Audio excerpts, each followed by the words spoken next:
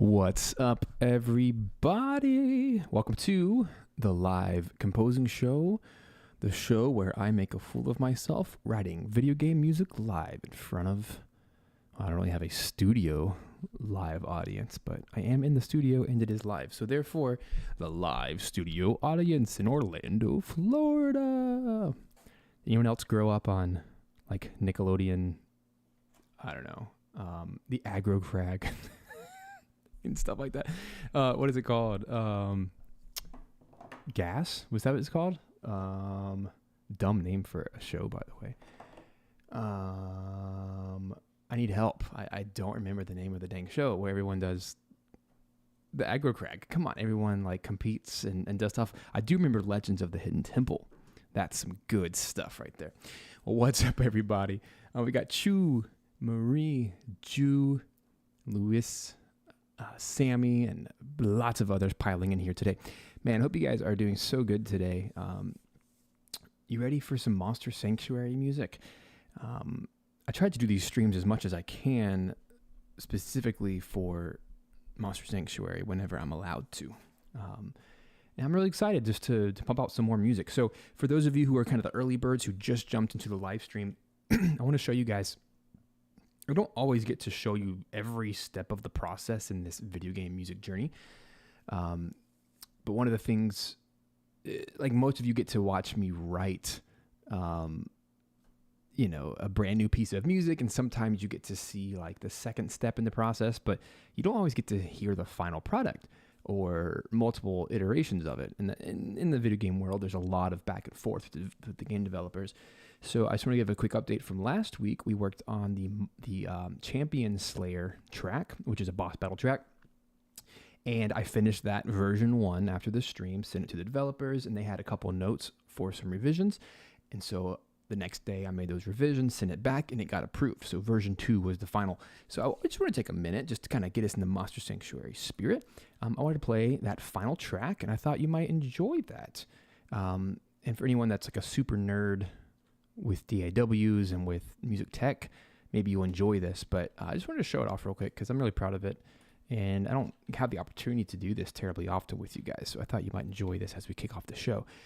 So this is Champion Slayer version 2, and all I did was in Cubase, I took the first version, which you guys watched me write last week. I literally took all of it, copy and pasted it over here in the same session, and then just labeled it version 2.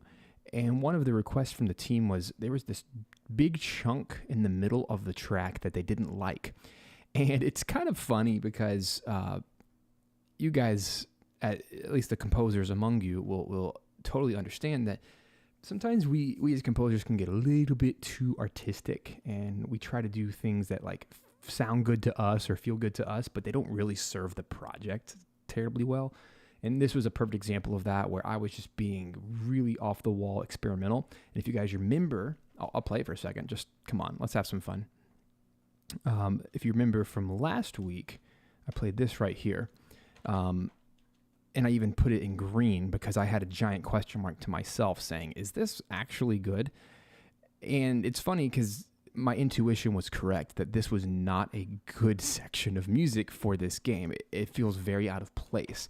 And so this B section had to go, but just so you can hear a second of it, it's in 5/8 time, which is not exactly a very standard time signature. And game developers, whether they can speak music or not, the terminology, they just feel that something's off and weird, and it didn't feel right. So here's the old section. Just listen.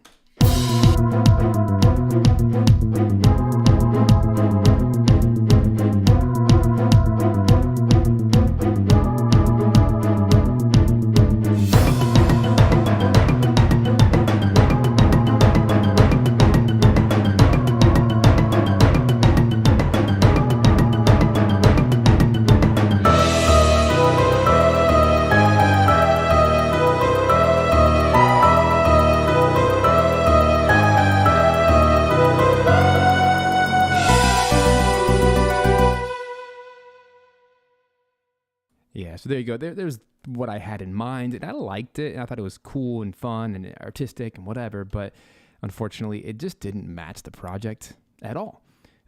So they asked me to replace that section, and just naturally going back to the track and making some edits, I was able to, let me bump my microphone. My microphone's quiet. There we go. Testing, testing, testing. Cool. That's a little bit better. Sorry about that. Sometimes I have to change my mic levels, especially when I record videos off air. Okay, there we go. Cool. Yeah. So the team wanted me to replace that B section, and so I didn't want to play it safe and necessarily do like a 4/4 time, but I stuck with 6/8 time and put a steady beat behind it with a kick drum that's on the 3. So here's the new section.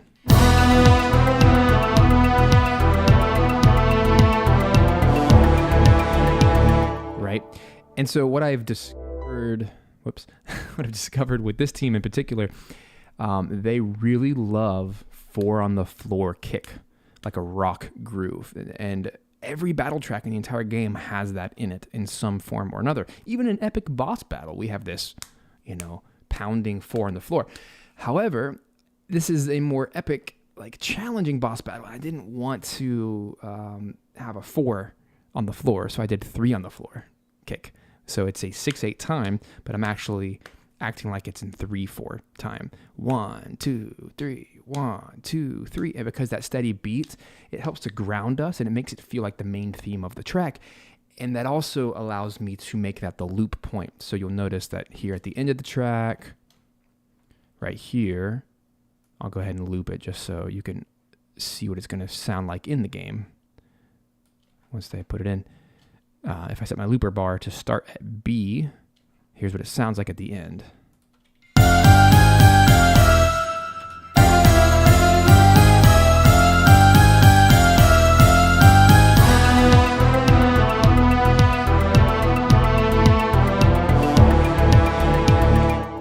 I like that a lot. I feel like it becomes the main theme, and it's this big, like, correct me if I'm wrong, but is that a Phrygian mode? I'm not great with modes, but it's a flat 2.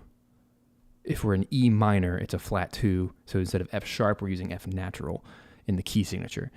And it gives it that really cool.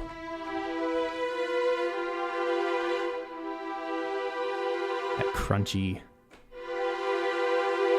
Pretty sure it's Phrygian, E Phrygian. I could be totally wrong. I've always been bad at modes. Have to really sit down and think about it and like write it out to figure it out. But maybe some of you are smarter than me, can tell me. And actually, I was motivated by the Magus theme from Chrono Trigger. That wasn't even a reference track or anything, but I just love.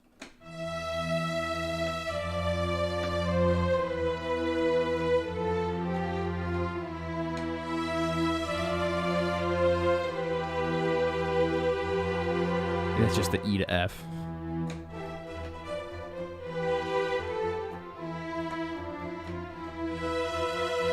So I just straight up borrowed that tonality instinctually. I wasn't really thinking about that, but it's pretty strong parallel.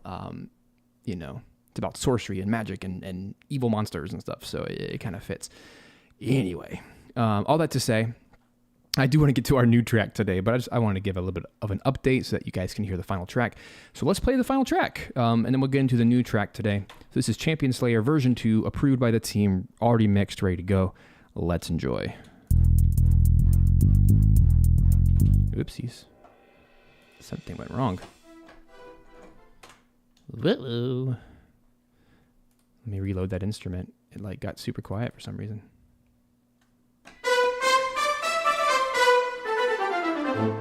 Cool. Cool. Let's do it. So enjoy. Let's listen to Champion Slayer version 2, and then we'll jump into the show. For real.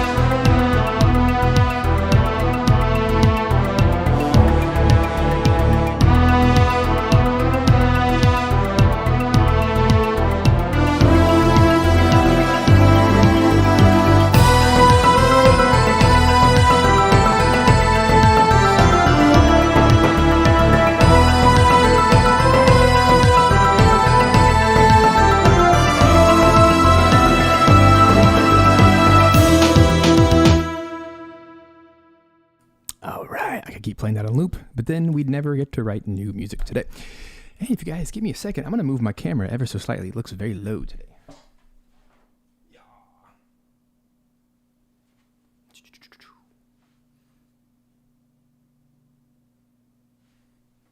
How's that? It's a little bit better. No, it's not. And now I'm super...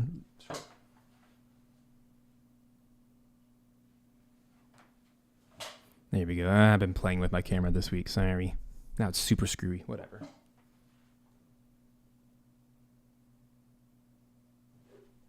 That bothers me to no end when people record videos and you can't see the top of their head and it's like chopped off from the camera. Anyway, I thought that was really stupid looking. So anyway,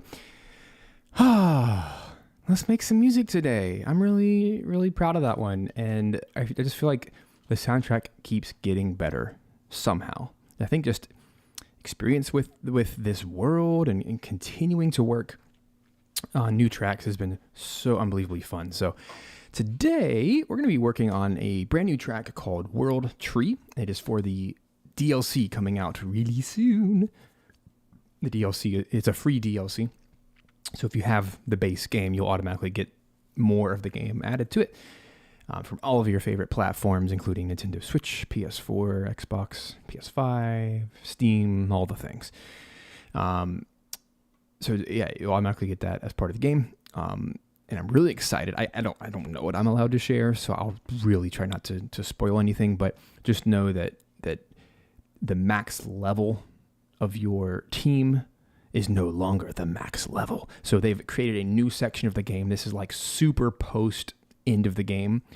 So after you've done everything in the game, you'll have a hope of being strong enough to enter this new area and to continue on with the story. I'm just so excited because this game is already a masterpiece. It needs nothing else. And they found a way to add more monsters and to add more environment and more story and lore. And it's just like, this game can't get better. And they found a way. So excited about that. Of course, as share everything with us. I can't, Murray. But for today, I'll be working on a track called World Tree. So I want to show a little behind the scenes. I can't go overboard here today, but let me pull up the design doc. So for anyone who works in the game industry, there are these docs called design docs. And what it means is the game development team will often collaborate on multiple ideas, right? Perhaps the lead game dev will throw out some ideas of, hey, here's a new area we want to add. Here's like 7 areas we want to add. Here's some new monsters, whatever. It doesn't mean all of those things actually turn into fruition. They don't all become part of the game, but they're just ideas. And so other members of the game team will just throw in ideas and pictures and music clips. And it's just like this sandbox of what if we added something new to the game? What would this look like? So while I can't share everything with you, that would totally be inappropriate. I want to just show you one page because this is what we're looking at today. This is like the source of inspiration visually and kind of description-wise for what we're dealing with here today. And this is called the World Tree. And so this guy here, we're going to be looking at creating an environment that is all about the World Tree. So if those of you who have already played the game, you'll recognize the Tree of Evolution, as it's called, which is an area of the game. I should probably play that for you guys. Let me find it. I'm sure someone's uploaded it to YouTube. This soundtrack has actually become quite popular, which is really cool. I'm very excited to say. So here's some schmudge. The magical evolution tree. Hey guys, Monster Matt here, and welcome back to the fight we were going to start. Similar. Okay. Here we go. Maybe. On between monsters and keepers. There's some dude talking over it, but that's okay. Just to kind of get an idea of what the heck this area is in the game. Cool. Monster renamer. Okay, so here we go. We can rename people. An individual monster's name is important for a successful bond between keeper and monster. If you like, I can change one of your monster's nicknames, so still obey when you call it by its new name.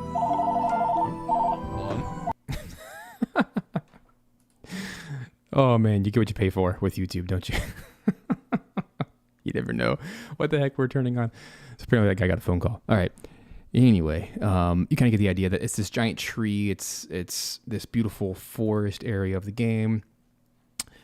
And there's a bunch of NPCs in this area. And the Tree of Evolution, while it's a large tree, obviously larger than the rest, its one purpose, I guess, kind of like the Deku tree from Zelda series, is this allows you to evolve your monsters, kind of like in Pokemon. So you have to use different items you find throughout the game to evolve your monsters into stronger.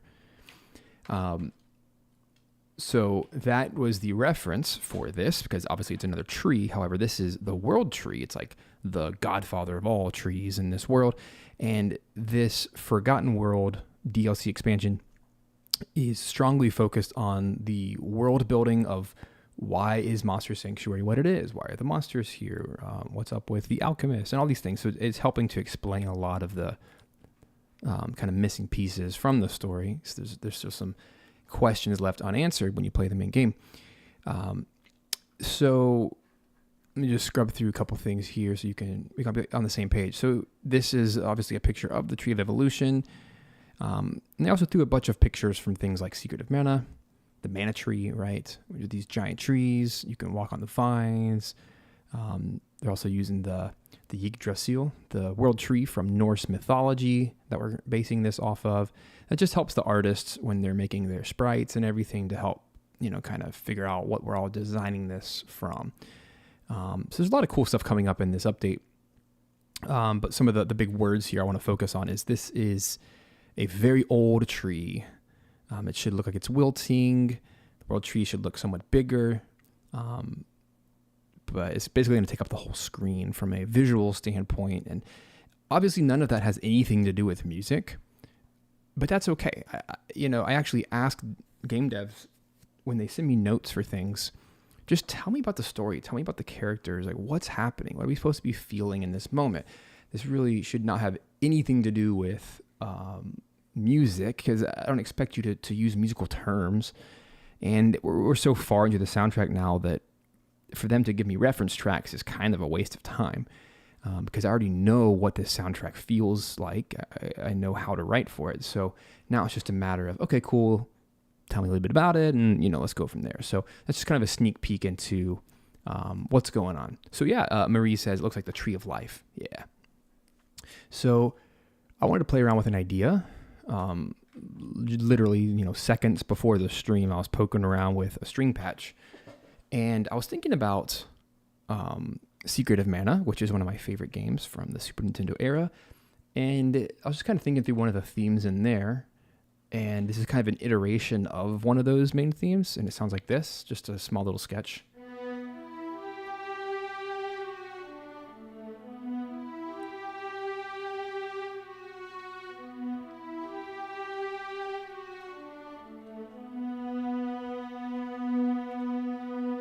So it's kind of my initial idea. What if we were to take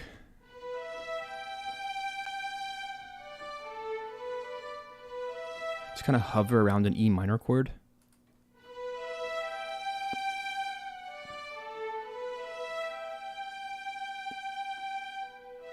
Just a little bit slower. Boom.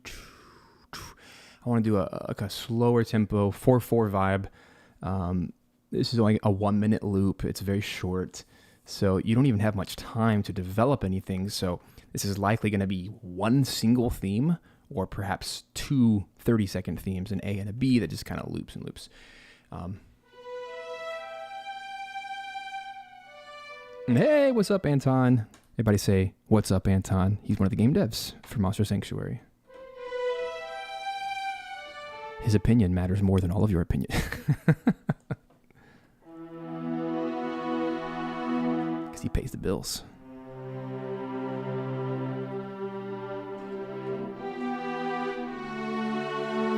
I really like that sound. I've been using that for the whole soundtrack.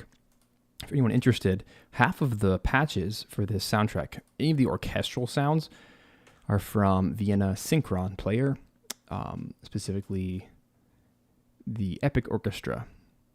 I've never used this library before because it has a very dated sound, but that's exactly what I wanted for this soundtrack. I wanted it to feel like PS1 era. is probably the best way to describe it. It's like that 32-bit, slightly more advanced than 16-bit, because this isn't quite Super Nintendo territory. It's more like PS1, and even a slightly more advanced than N64. So it's like squarely in the middle of this particular old type of sound, but it's not realistic and it's not MIDI. It's kind of somewhere in between. And I just feel like Vienna hits, not to jab at Vienna, I think they actually excel at that one thing. So I like using all these instruments here for orchestral, and then all the others. If you've watched any of my Monster Sanctuary streams, you'll know that I've created all of these other patches from scratch, like the choir pad,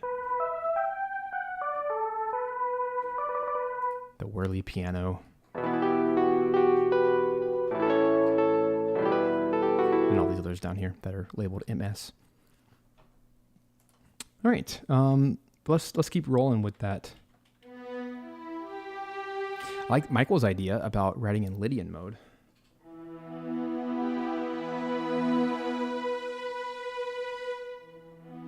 So let me just tinker for a minute, and I'll pop my keyboard only up here, and let's just, I don't know, I feel like strings are the right angle for this one, because it needs to sound old and ancient.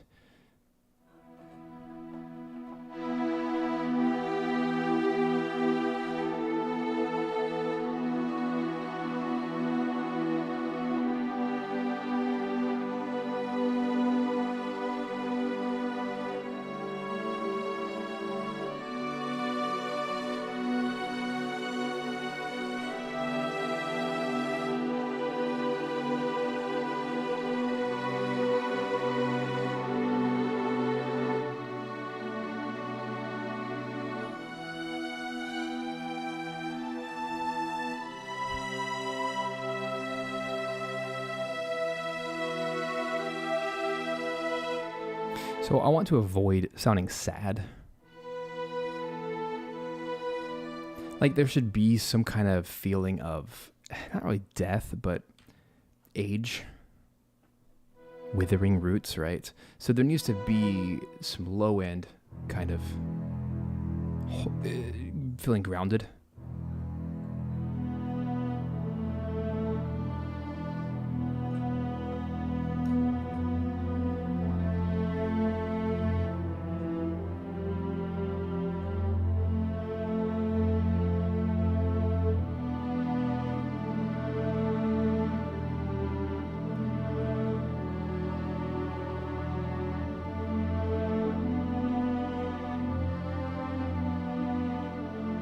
Ooh, I like that a lot.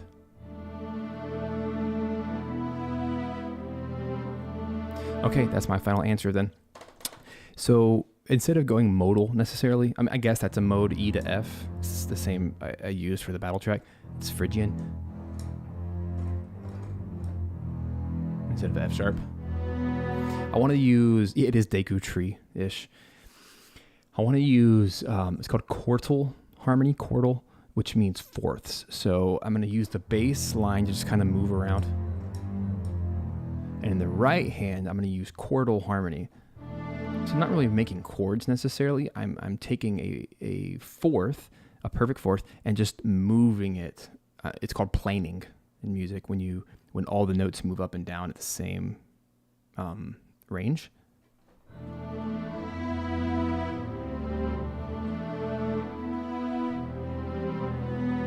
And it has a very old-timey, ancient feel, and I think that's going to be the right direction.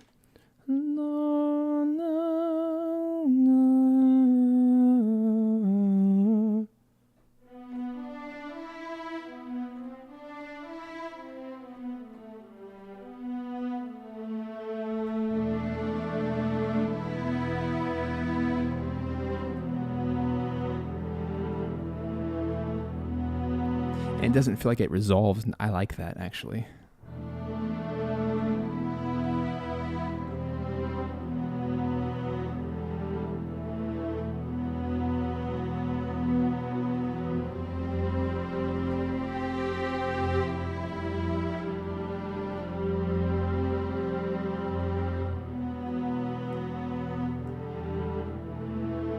I mean, that could be a track right there.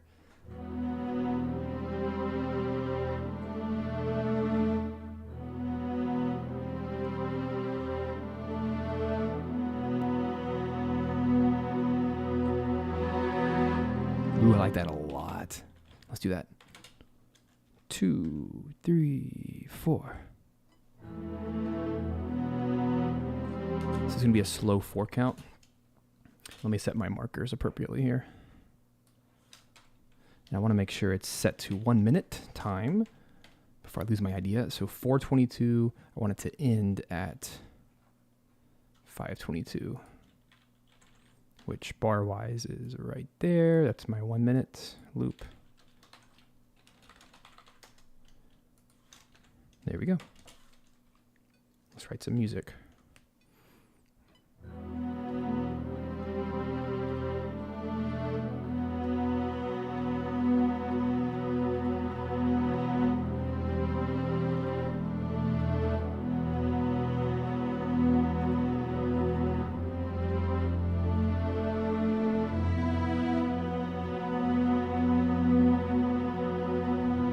Something like that. I haven't quite hit the right notes.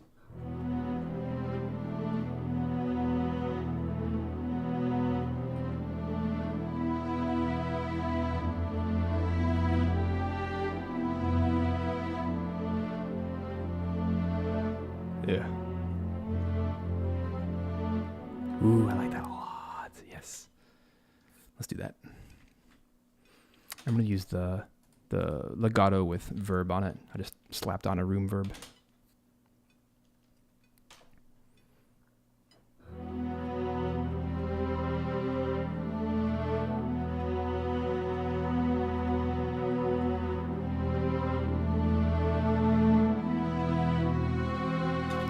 I liked what I played the last time. What was it?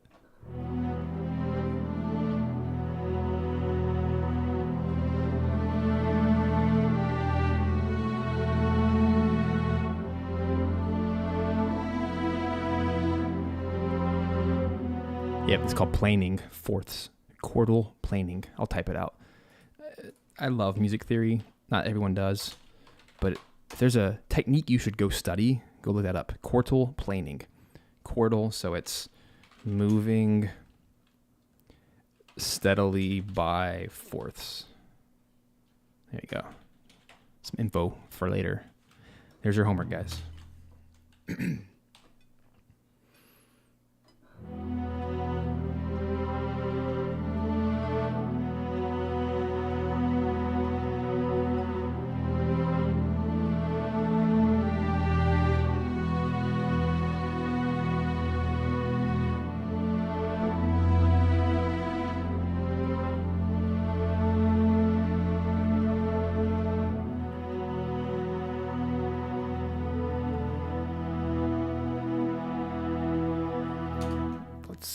Play with that idea. Man, this is going to be a short track.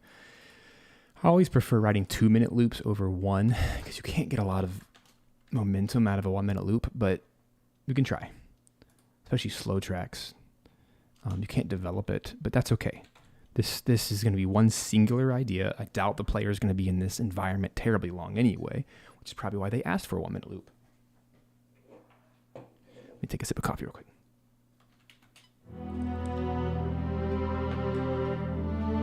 I like the idea, though. I might change the notes slightly, but this idea of a pedal E on the bottom that moves up to an F, back down to an E, pretty cool. And there's a lot I can do with that. I'll keep it simple because this does not need a lot of instruments. It just needs a little bit of background, something like a harp.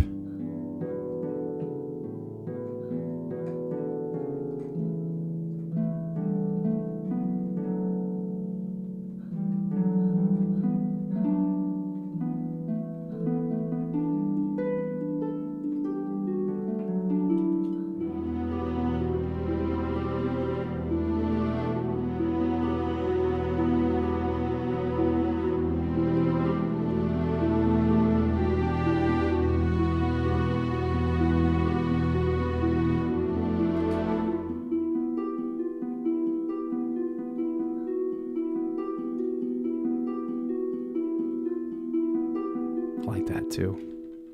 That constant pulse in the background, that adds so much weight, which is literally the purpose, right?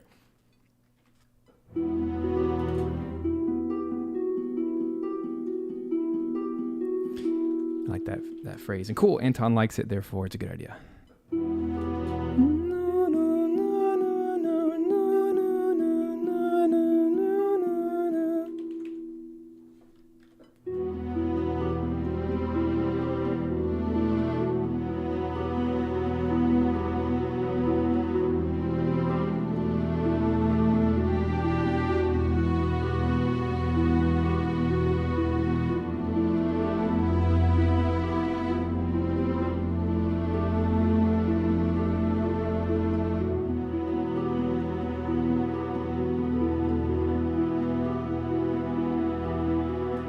Worked out way too well.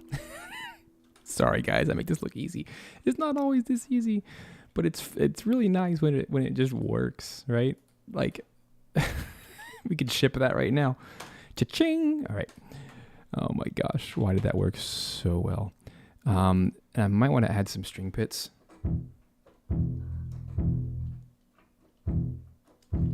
That needs more release.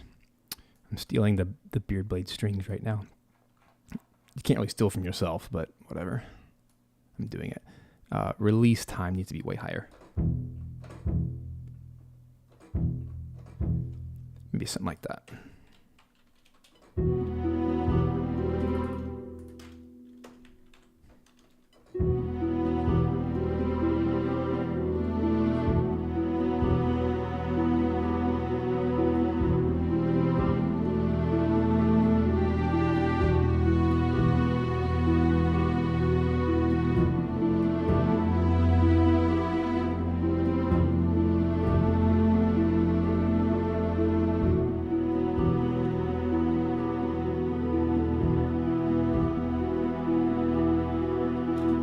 Just another, like that works so perfectly. So what I was trying to do is add some literal weight to the low end, and what better way than pizzicato strings. And I talked about this quite a bit with the Tree of Evolution track, for those of you who watched that stream ages ago. It's like a year or so ago. I talked about how, to me anyway, when I choose an instrument, I try to choose what about that instrument sonically feels like the environment, or feels like the character or the emotion. So in this case, where it's a forest, it's a bunch of trees, right? We need to sound weighty, so I'm going to use wooden instruments for a wooden tree. This is one of those easy comparisons my mind makes automatically. I don't have to think about it. So to me, naturally, I'm going to gravitate towards low strings for a large tree. And I'm going to go towards the low pizzicato strings because it adds this like pulse. And the harp is also a wooden instrument, so to me it just makes sense that wood would resonate in this environment. And maybe I'll throw an oboe or something. That tends to be my melodic instrument of choice for the slow tracks.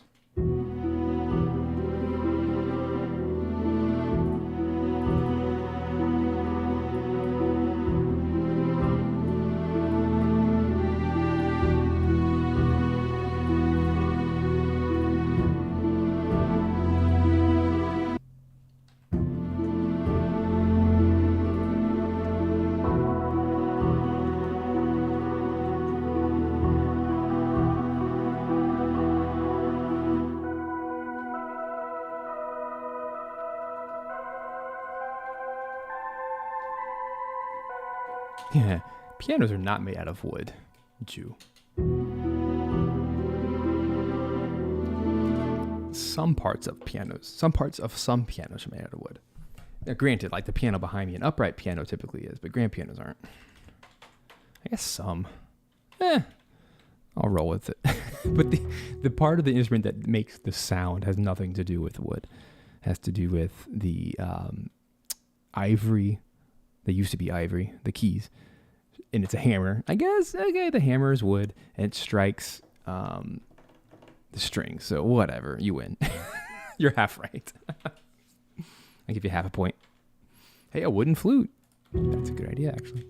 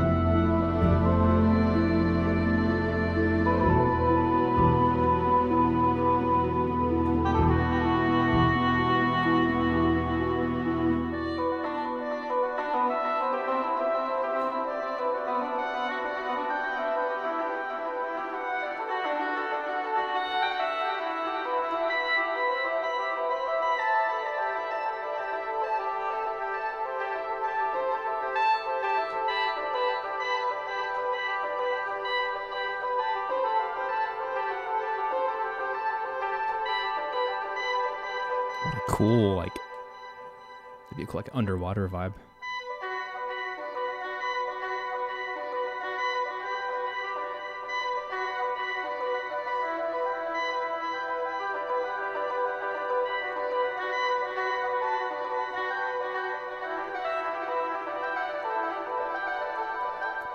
Putting delay on woodwinds is such a cool idea.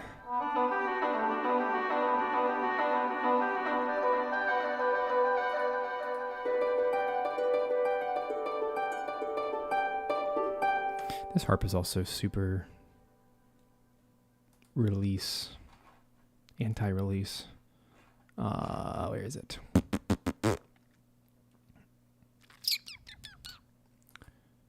Let us change that modulation. There we go.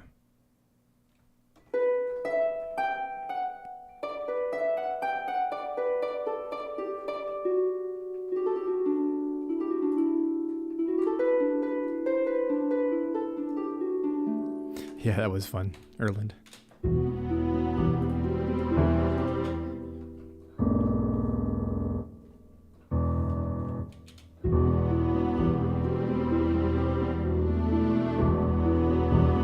What's up, Carlos? Welcome. I actually don't like piano in this track. It takes away.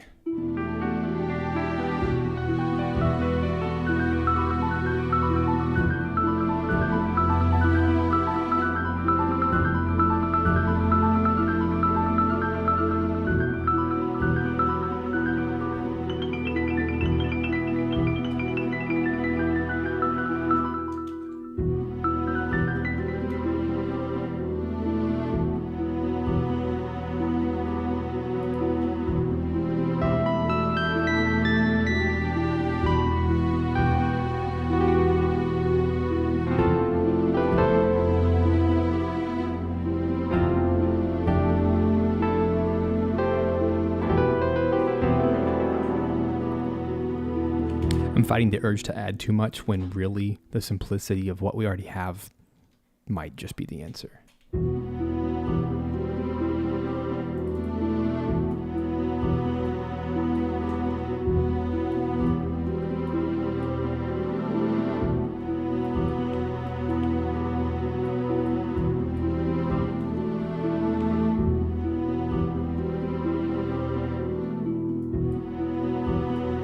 Hey, thanks for the Chrono Trigger shout out.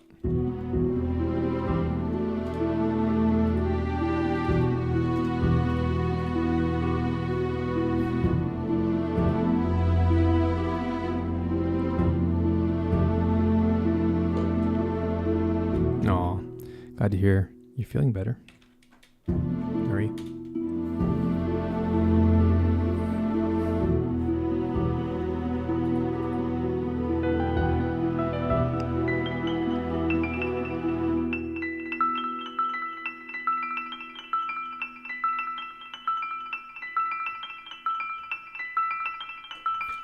Piano might be a really good intro piece that helps set the track up.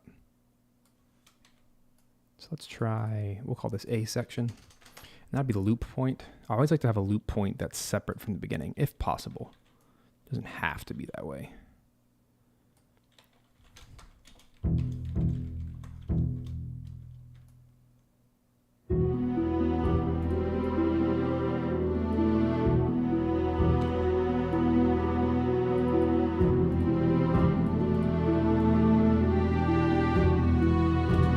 This is like not quantizing. Grid. There's the grid. Okay, sorry. Trying to get my markers all lined up. I like the idea of having an intro with a little piano.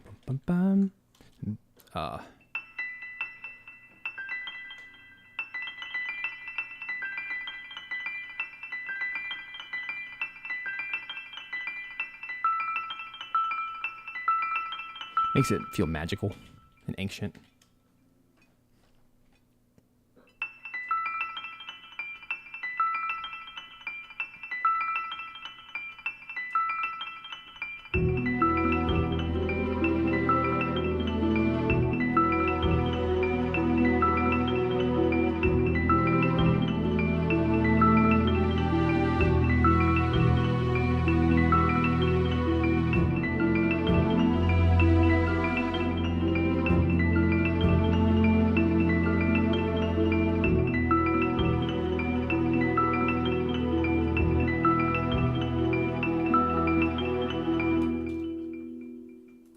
Something like that. Let's keep experimenting.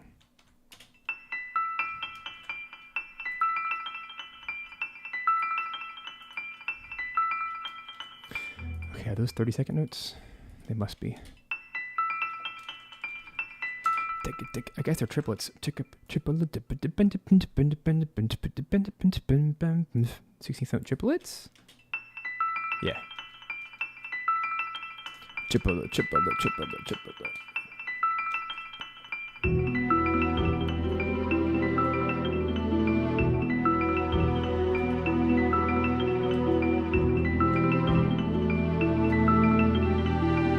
I don't know how I feel about that. I don't want to take away from like the reverence of the tree. I feel like that might just make it too sparkly.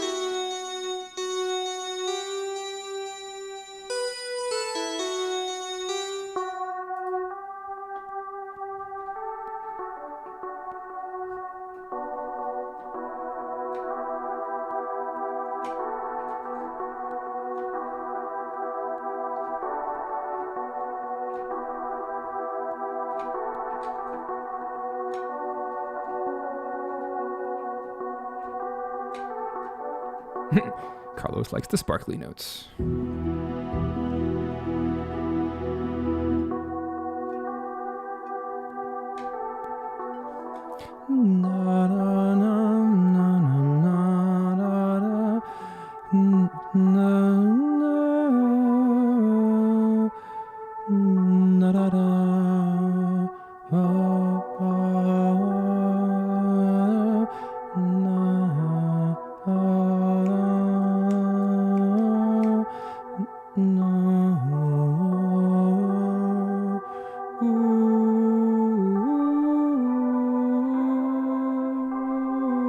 I want to keep the chordal harmony, but I like the idea of choir pad.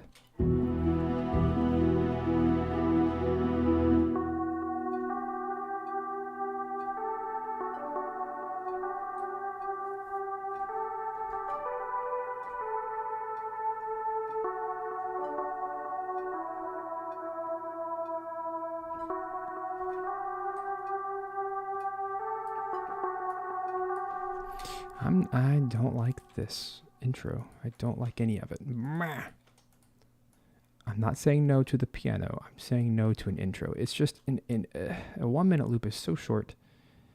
You don't have time to introduce anything. You just got to start. If you want to have any amount of time to get any kind of thematic material in there. So we'll call this B. We'll be basic today. We'll just have a binary form, A, B.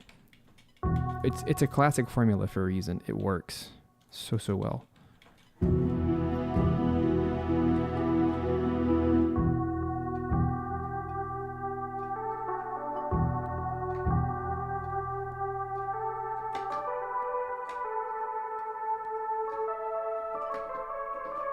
Something like that. So like,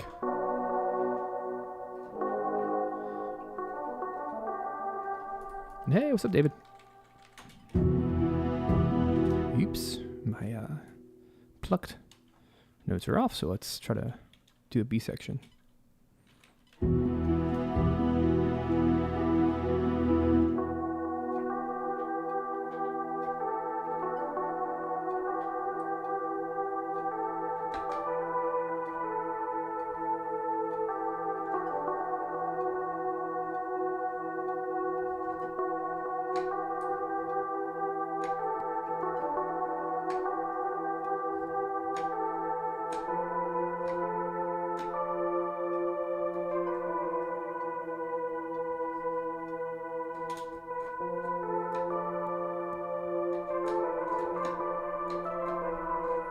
Go. Just need some slight shift in the harmony.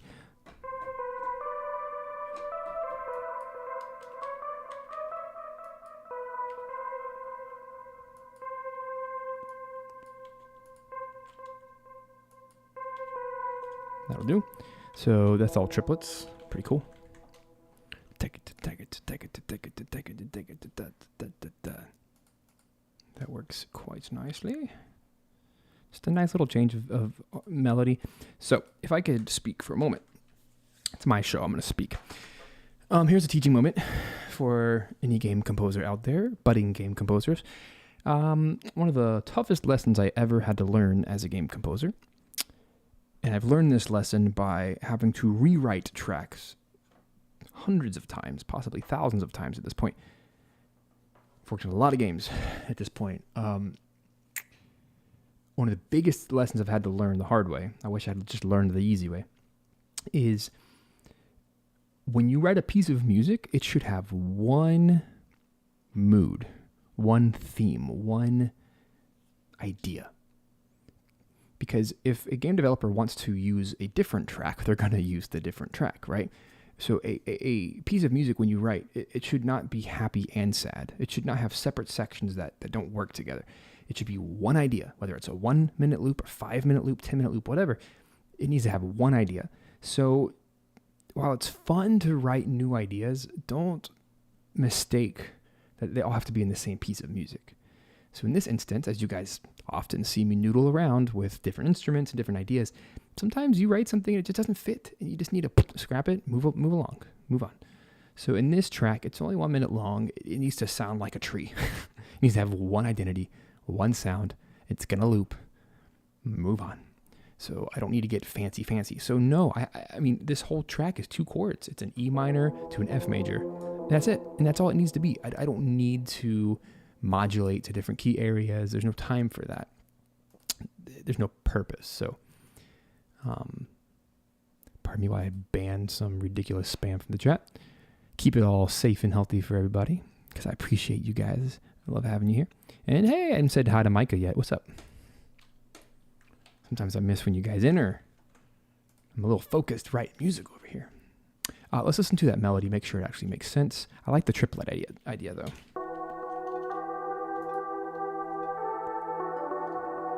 Kind of has like a Metroid vibe.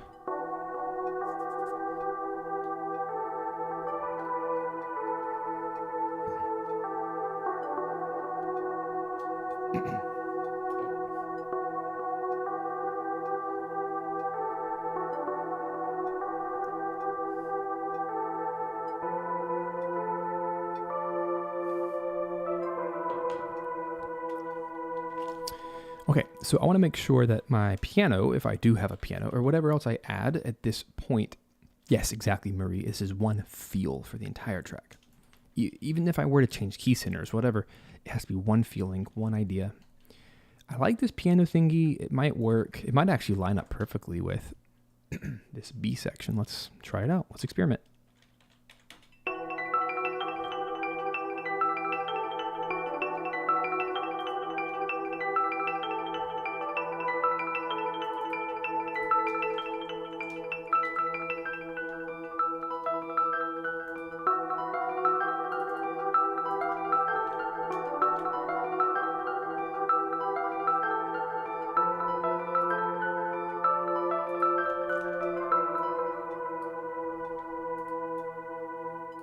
We do a little bit of splicing to keep the keys happy with one another. The E versus the F.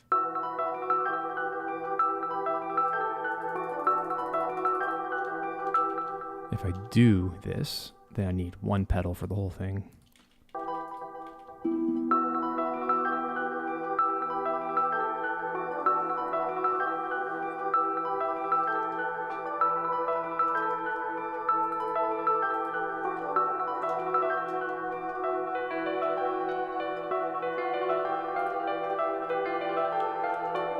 Don't love it.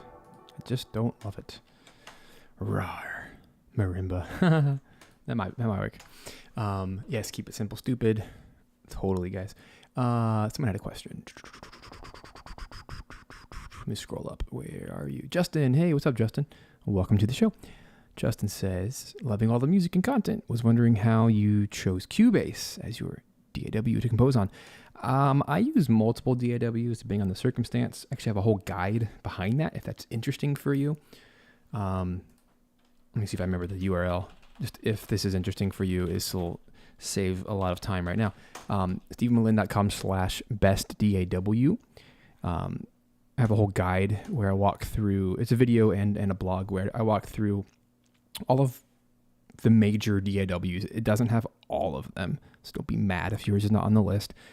I hate when people do that. They're like, my favorite's not the same as your favorite, so man, you suck. Whatever. So it's a list of all of the DAWs that most people use at the professional level and why they might use them. So I use Cubase for, 80%, 70% of what I do because it checks most of the boxes of what I need in a DAW.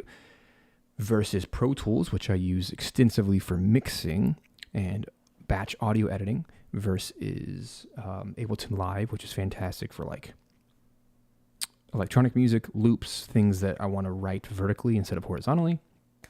What else? Digital Performer is fantastic for film scoring. I don't do much of that anymore. I'm trying not to do any more film scoring because Cubase does film scoring fine. Not the best, but it's fine. Digital Performer is the best at that because you can do infinite clips of videos and things, which is really cool. Have different scenes. But anyway, I just kind of walk through the differences of each DAW and why you might choose one over the other. But for me, I was on Logic for a very long time on my Mac since 2010. And then when I built my own PC in 2017, 7 years later, I wanted to find a DAW that was close to Logic, but more friendly for PC users. And so Cubase checks all those boxes. Anyway, there you go. Buenos noches, Emmanuel. Boom. Okay, let's back to the show where we write stuff and stuff.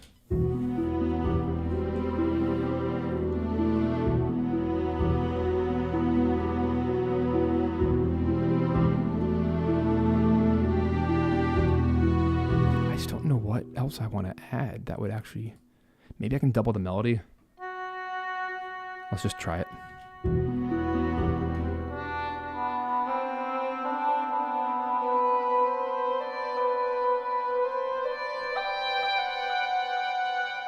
Bach told you that.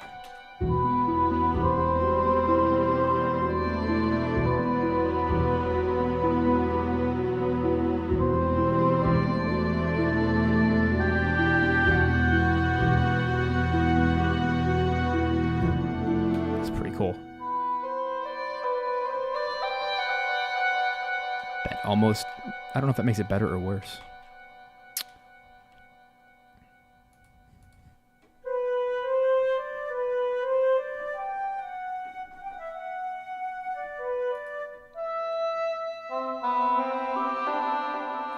If I can just turn it down a little bit.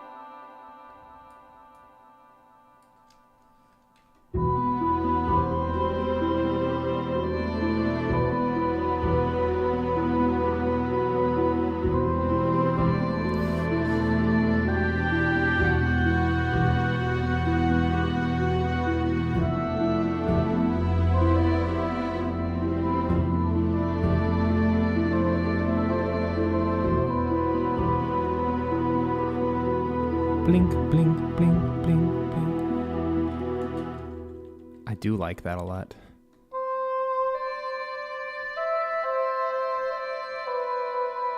So the blinks, I'm trying to think of where the piano might fit. Plong, plong, plong, or the choir pad. Plong, plong, plong, plong. Delays.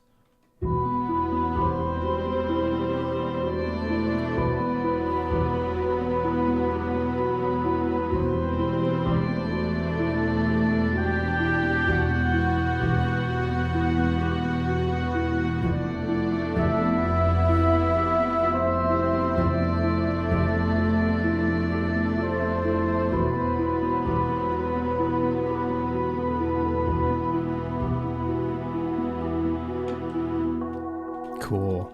That's fantastic. I like that.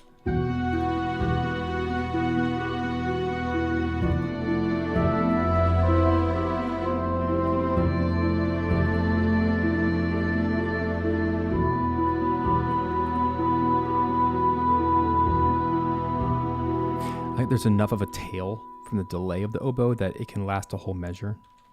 And I don't have to keep holding it out, which is nice. Cool. fun experiment with my choir delay.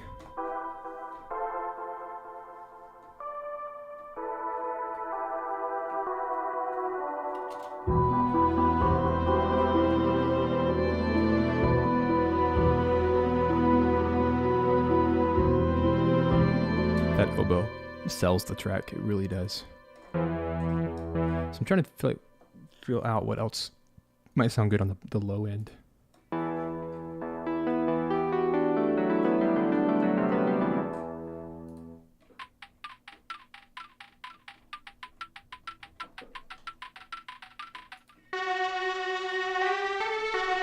I don't want to do any of the electronic instruments because it sounds too weird. It's supposed to be very natural and ancient, so.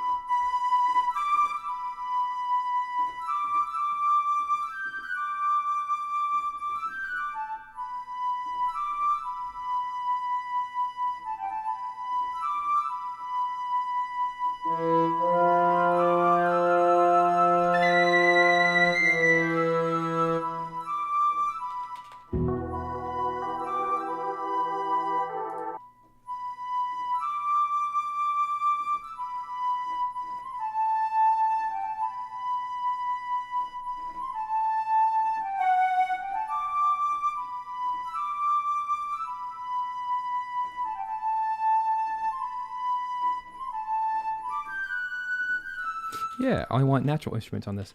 I'm thinking of a better theme for B. That's a little bit more grounded.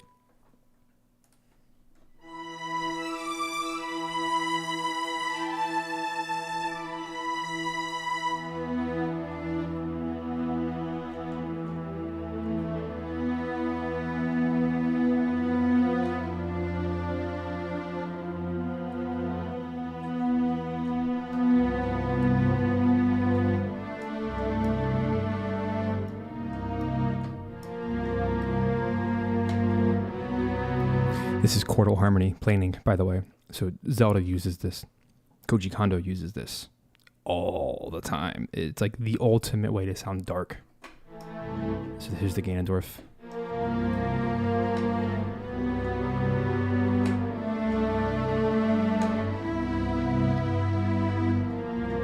All fourths.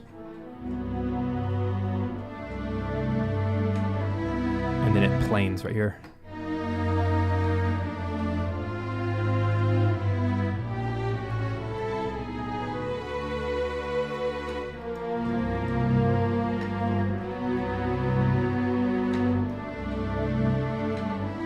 So good. Oh my gosh. Oh, I love Zelda music. What's another example from Zelda history? I guess the Great Deikuchi, right? Yikes, I'm drawing a blank. It probably is fourths as well.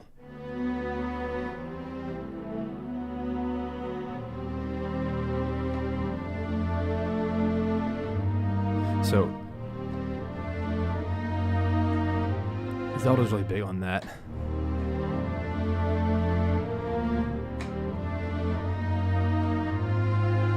It's planing. It's just moving everything up and down at the same pace. Super good. Cool. I mean, Anton even just said, yeah, it reminded me of Zelda, Ganondorf, doing some evil stuff.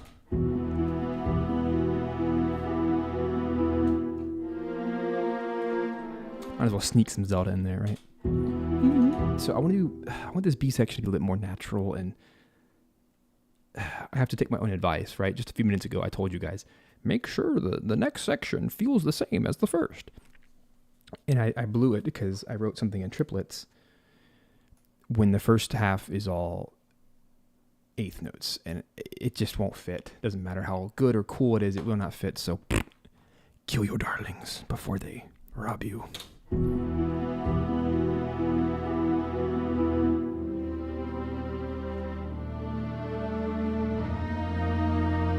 It's not going to be as dramatic, but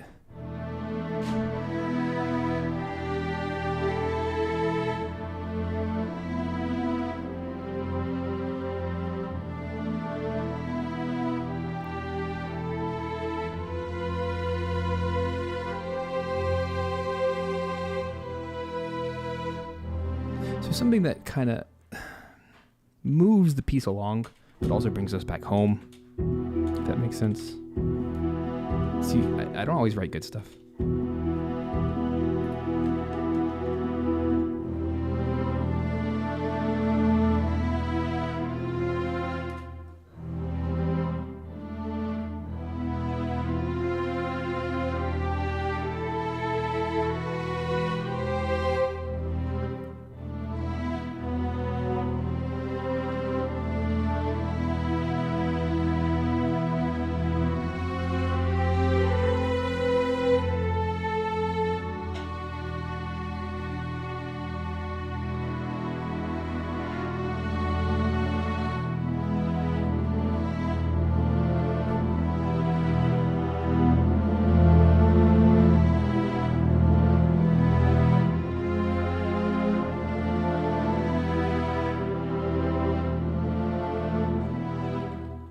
Let me take a moment and figure this out.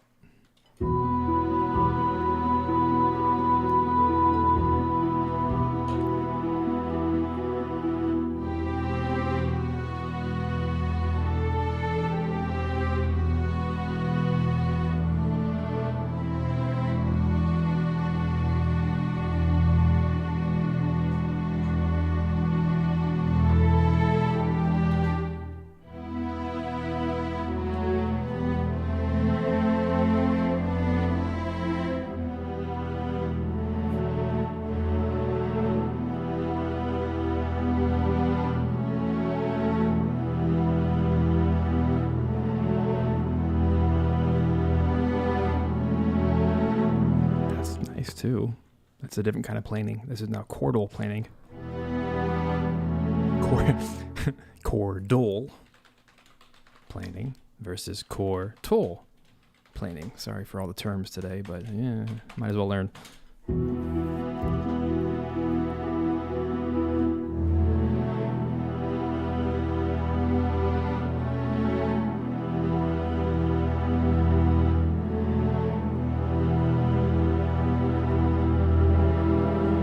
That's a better idea.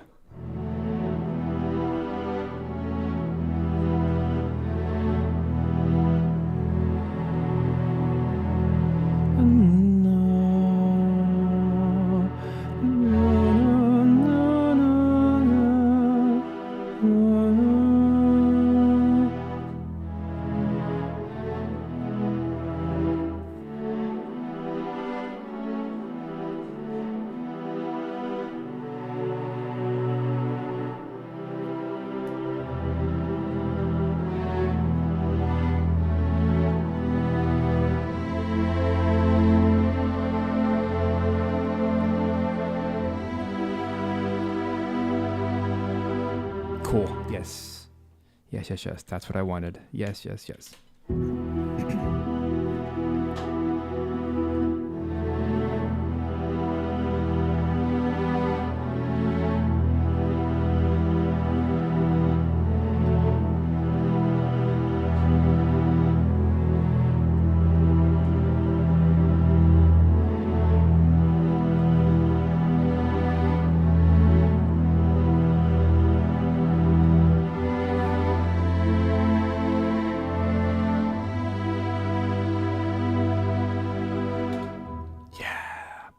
And what's cool about that is I'm ending on a E minor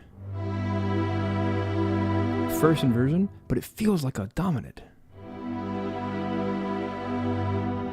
Isn't that crazy? How is it possible? It's because I'm using the Phrygian mode. And then it goes back to the exact same chord. So cool. So cool. I I wasn't even expecting to do that, so let me write it all out again.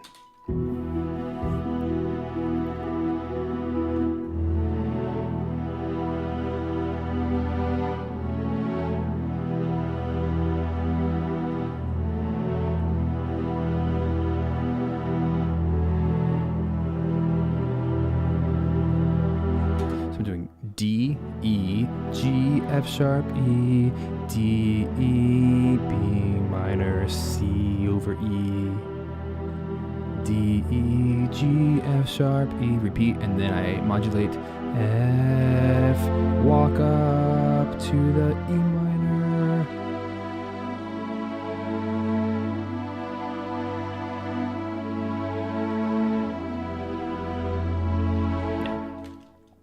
Yeah, well said. Erland, who said it's the same keys as in A minor. That's what Phrygian, that's what modes are for. It helps you to pretend like you're in a different key than you are. It's really cool.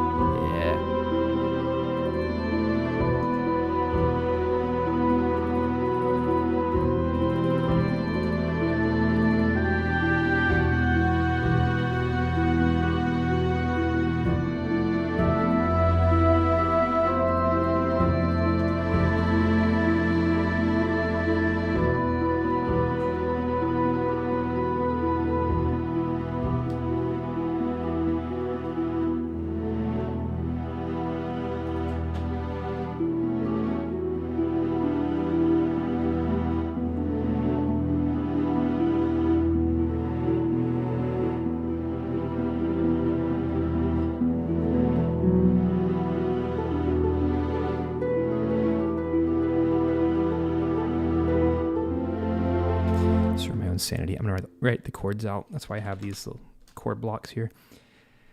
Let me do the little check mark. Here's a little check mark you can hit in Cubase, and you can have infinite markers. I don't think Logic has that. Maybe they do now, but I don't think they had that. Back when I used it, I really like this feature to have multiple markers to label chords and sections and whatever else you need. So I'm doing... Everything's over E minor, but it's kind of annoying to write these out, but it's going to be worth it. So let's just do it. So we have D over E, D, E minor, F sharp, E minor, D. I always just copy and paste them like this. This is B minor, B, B, C. Then we just copy here.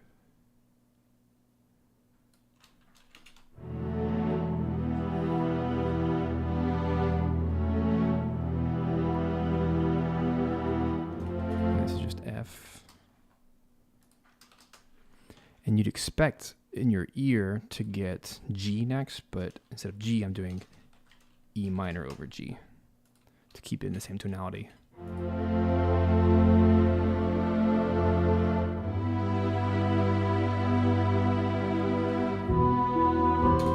Cool. All right, friends, I'm going to take a 1-minute break. Don't go anywhere. I'm just a stretch for a second, and I'll see you back.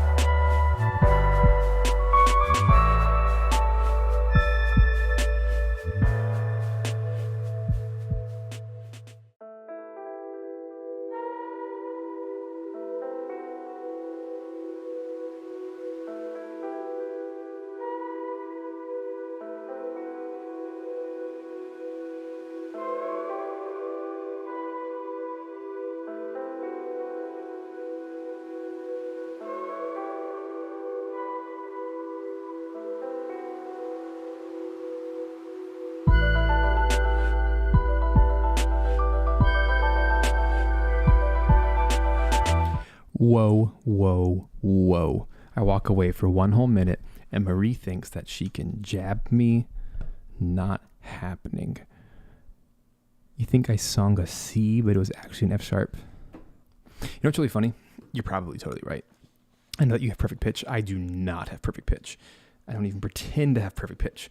But what's really funny is I'm deeply affected by keys on an emotional level. Like I couldn't tell you what key something is in by listening to it, but you shift it by 1/2 step, and all of a sudden it has a very different feeling to me. So I'm very particular about what keys. Dang, savage in the chat. My gosh. All right, back to the show. That delay is a little extra. Let's see what we can do about that. Here it is. I think. No, where is my oboe delay? It's just a little too much. No wonder, because I have it coming from both sides. Let's do like, I don't know, 15. Let's see if that helps.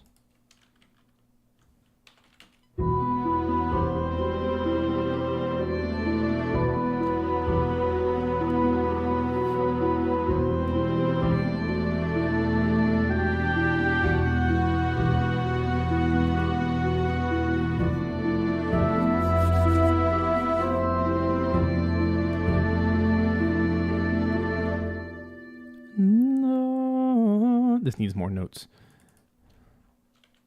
I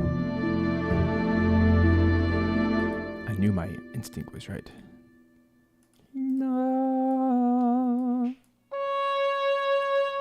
F sharp yet in my life. Or C. See, I did it again. Marie, don't shoot me. I don't know my notes. My brain thinks of music in intervals. So if you know what intervals are, it's the relationship between two notes. So I hear fourths, I hear thirds, I hear fifths, sharp fours, whatever, but I have no idea what note it is, which is strange because, I come from piano world, but then I've also spent so much time in the vocal world and string world where like anything can transpose in a second. So I don't know why I think that way, but whatever.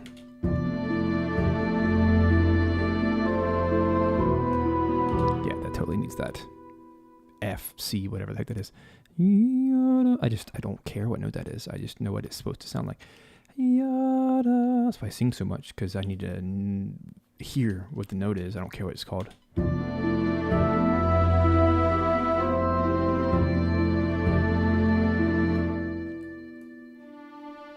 Oh, Marie, you're not. You're fine. You can say whatever you want. It takes a whole lot more to disrespect me. I have 5 kids, 3 under 3. Don't you know? They say whatever they want.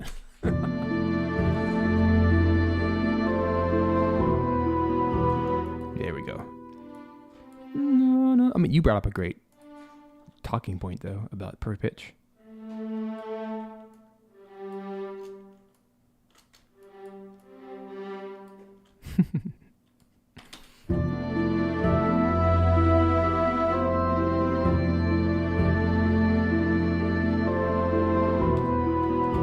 Let's fix this little doodad.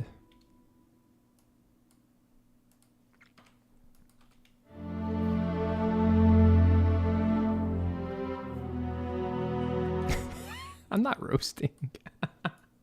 Jeez. I thought that was very clever. That she could, that's amazing that she can pick out those pitches just automatically. That's crazy to me. It doesn't matter how many years of music I study, I can't do that.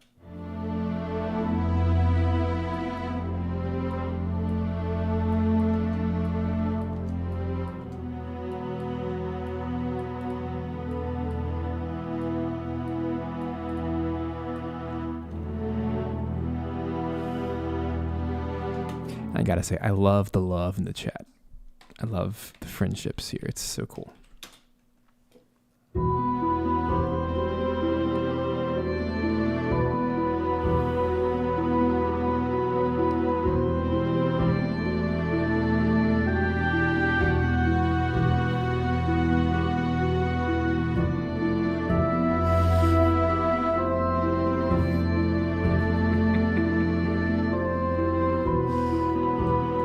Sorry, I'm dying of laughter over here. Jew is trying to be really sweet and kind, but her typo is really funny. But still, you aren't great, Steven.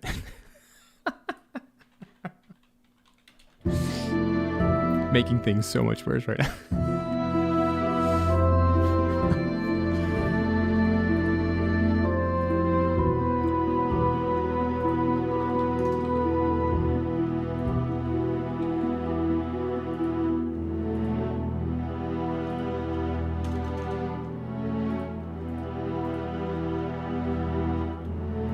There's a new flaming heart emoji.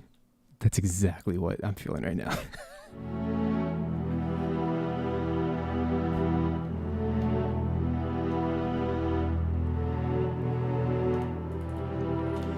I like this new chord direction. This is cool.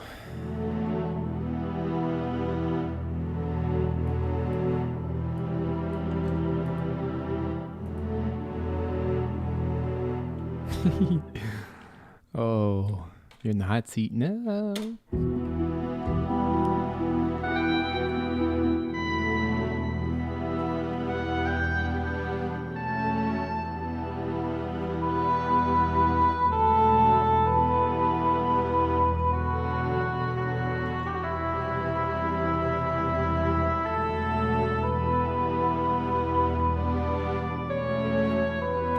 So I like the oboe sound, but I don't like it for the B section. We need something else to take the place. But what shall we use? Michael. Well, in her defense, I'm eating great food. Ha ha ha ha ha ha ha. I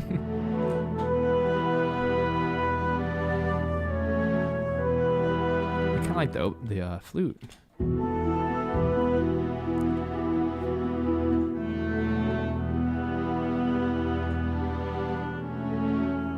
Ooh, that's even cooler. The clarinets.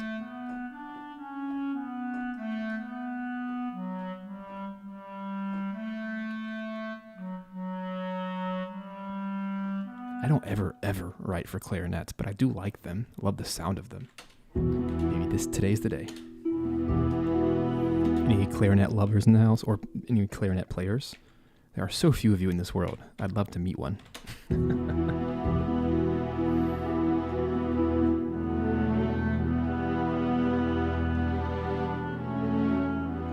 There is no roasting.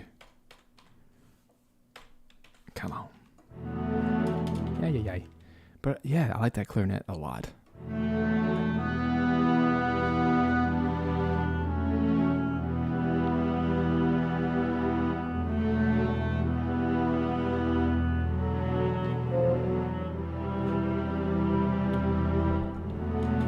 Jew, that wrong note was for you.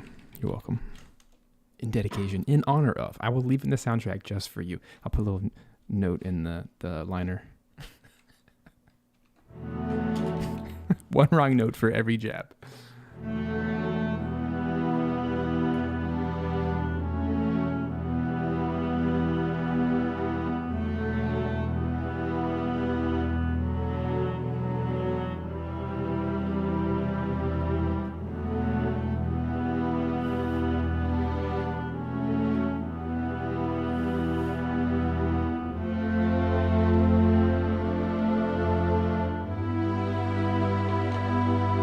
A little too linear. So like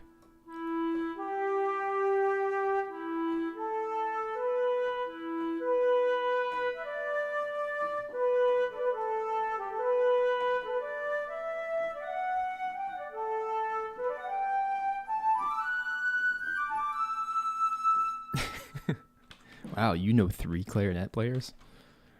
You struck gold.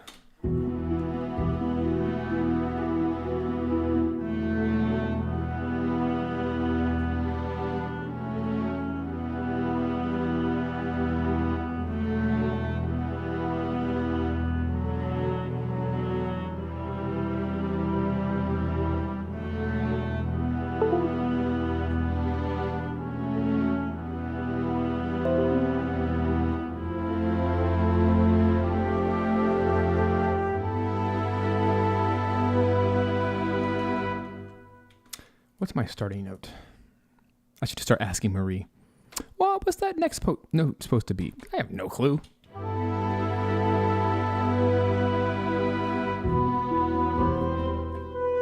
So I'm trying to avoid getting too close in the range to where we are looping to.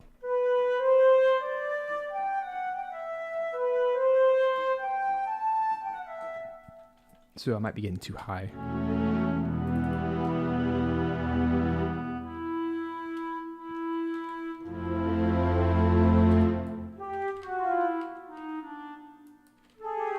So I might just want to hang out low.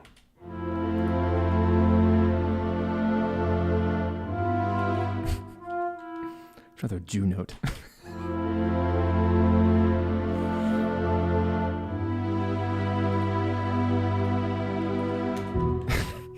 Sorry to use your name in vain so much.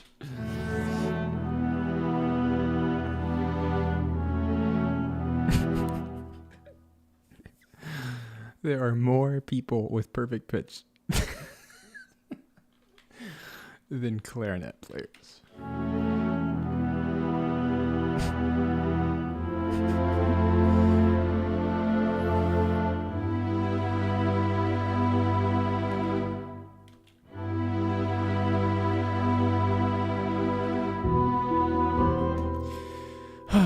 Oh man, at least none of us take ourselves too seriously. That's good. I'm digging that clarinet. It just works for this track. Maybe the piano can have its little moment here.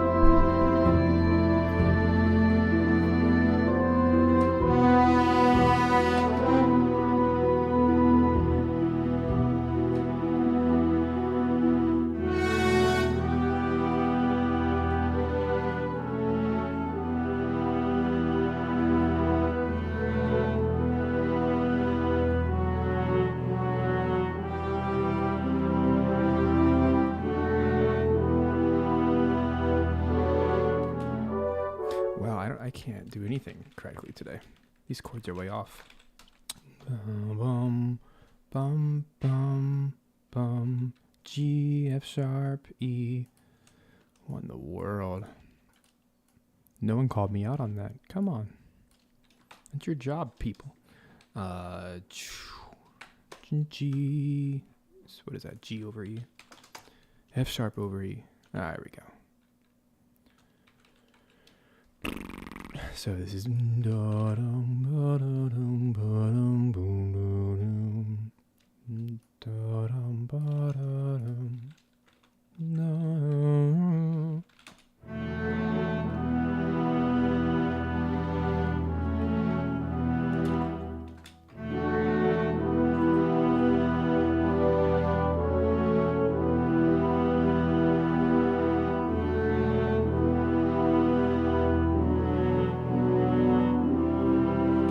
horns kind of sound nice here.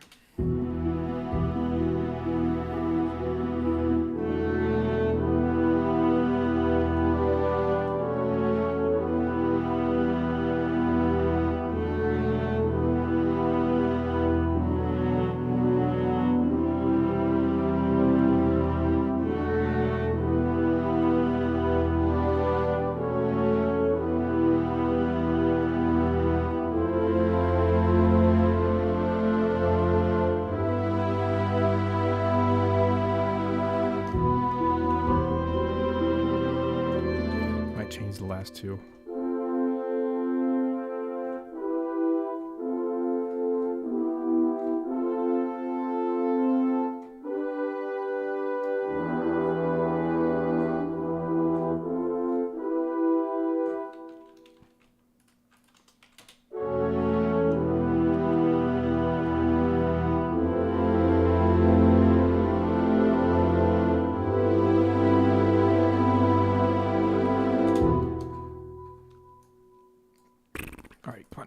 Let's get to the end. My brain's fried. I'm ready to be done. I'll be honest with you guys. But I want to push through to the end here. I already did a lot this morning. So this is the end of my workday. But I'm going to push through. Let's do it, guys. There's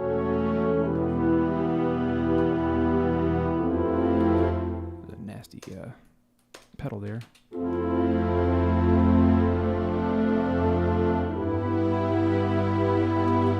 What? Did I say the wrong note? Is that what you guys are talking about? Did I say F for the clarinet or something? I'm going to stop, I swear. Do I really say the wrong notes all the time? I'm saying the chord name. Am I saying the wrong chord? That's an F chord. F, G. E. What am I saying wrong? That's an F chord. F major 7. G. I'm saying the chord names. I hope that's clear.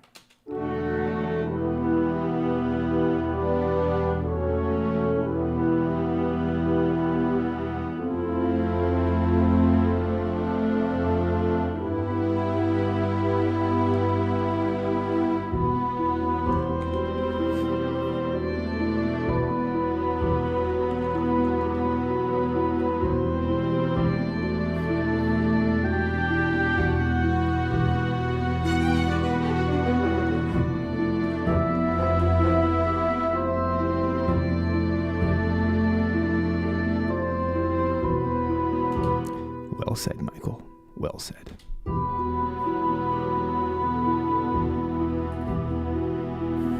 What the heck?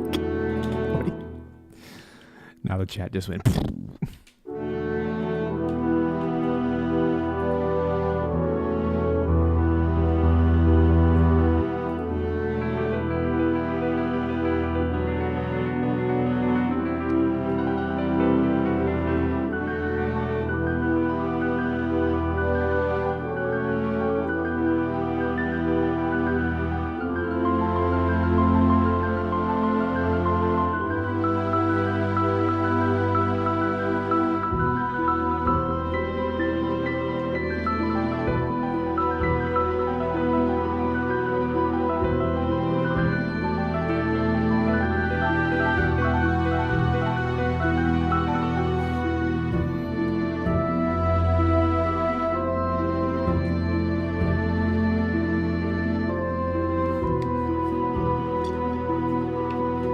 It's amazing how quickly I came up with the A section and the B section is kicking my butt. Like, you guys watched me, it was like 5 minutes. We knocked out the A section, but then the B is taking like an hour and a half. It's the same amount of time, but it's just, that's how it goes.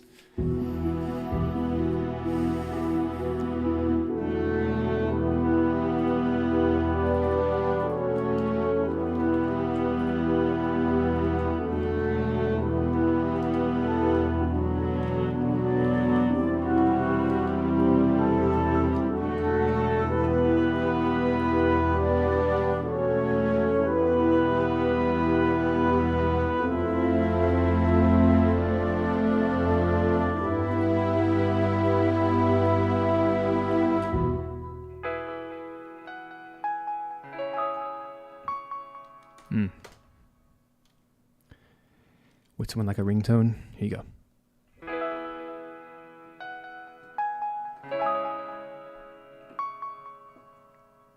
Free of charge. There you go. Enjoy.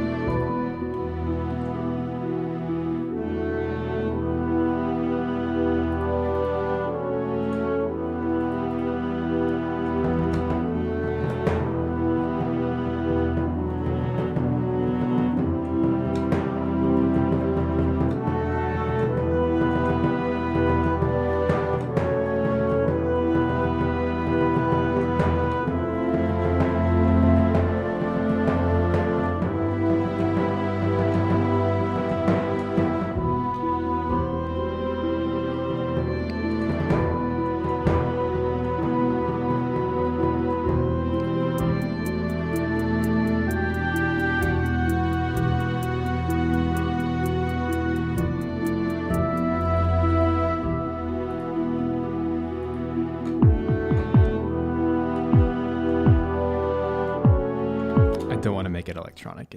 It soars really well by itself naturally.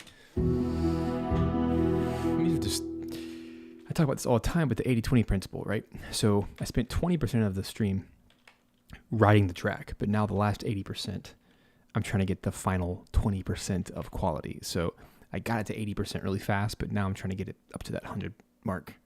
It just takes time.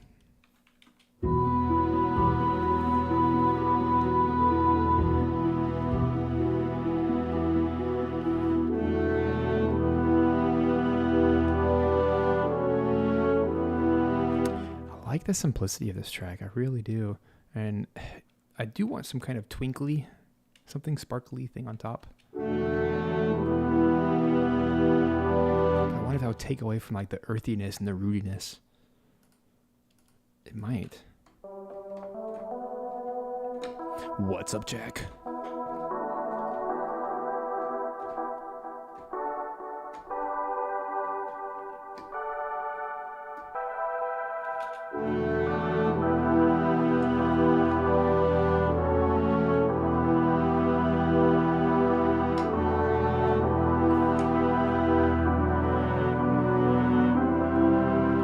It's very mystical. High choir pad.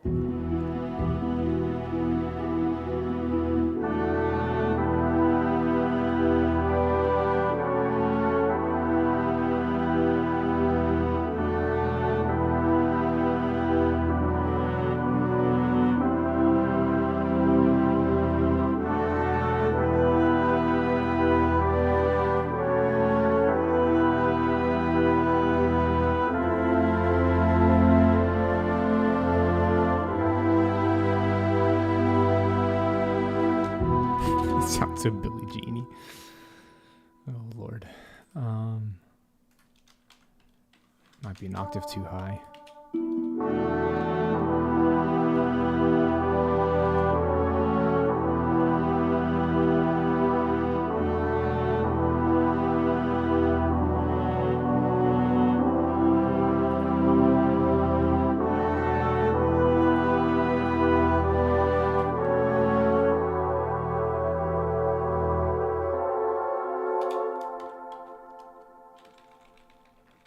Let's tame that attack a little bit.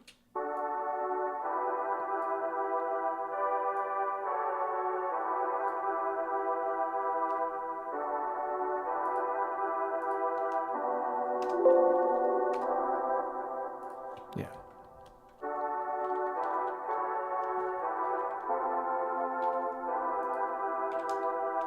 There we go.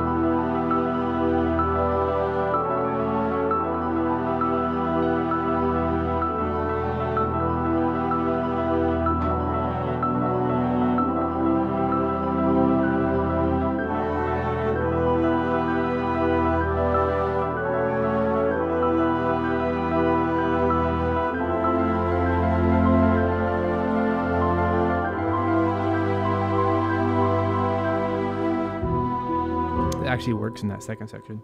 Let's go find the right notes.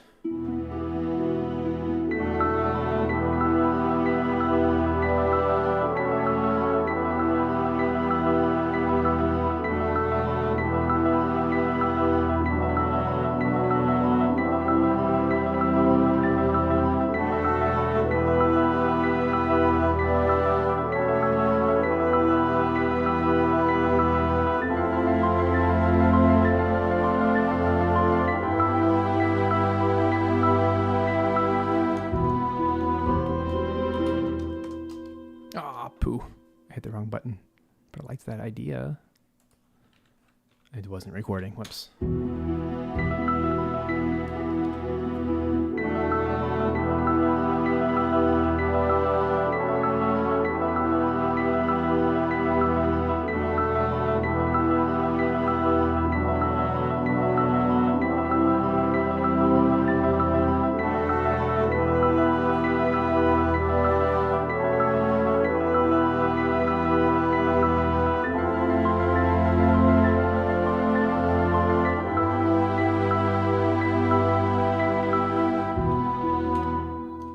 That. There's the sparkle. Let's tame it. Man, that was freakishly on beat. Look at that. That's not even quantized. I got a little bit off towards the end, so I gotta be careful there. So I think what I'm gonna do is cut off this second half and quantize it separately. That way it doesn't get all screwy on me. There we go. Years of practicing with metronome. God dang it, these are supposed to be triplets, aren't they?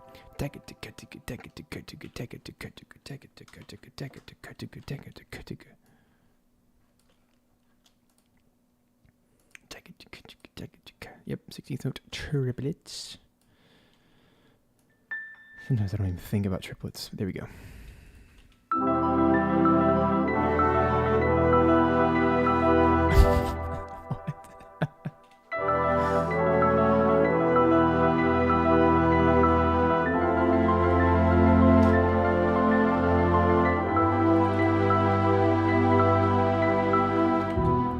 So it looks like only these two got off. He said the P word.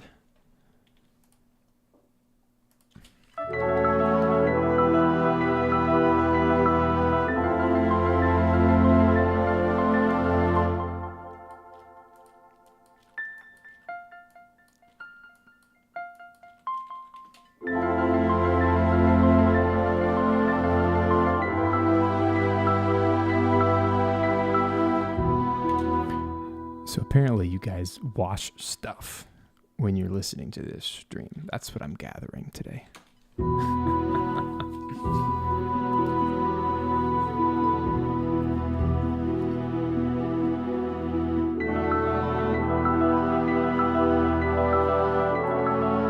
I like the sparkliness of that. That's cool.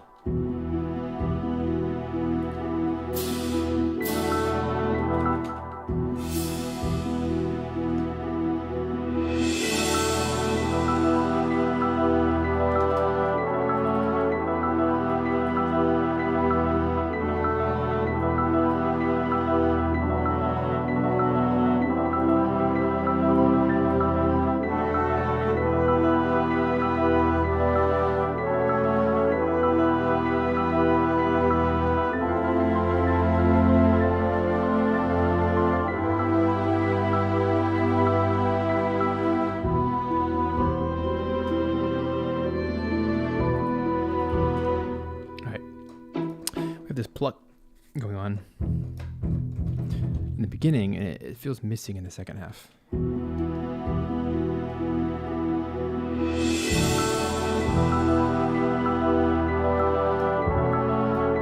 man, that really makes it.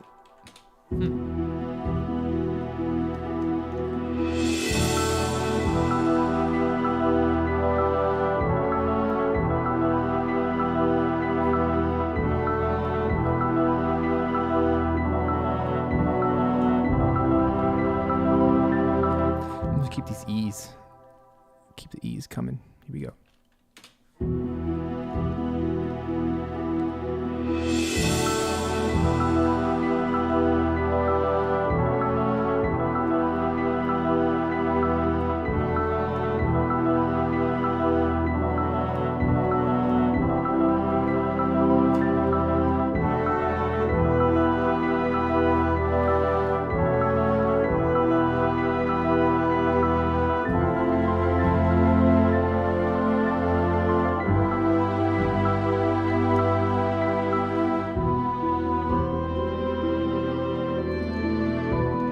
It's really cool to keep that groove going.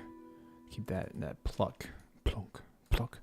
it just drives the whole thing and it keeps it unified.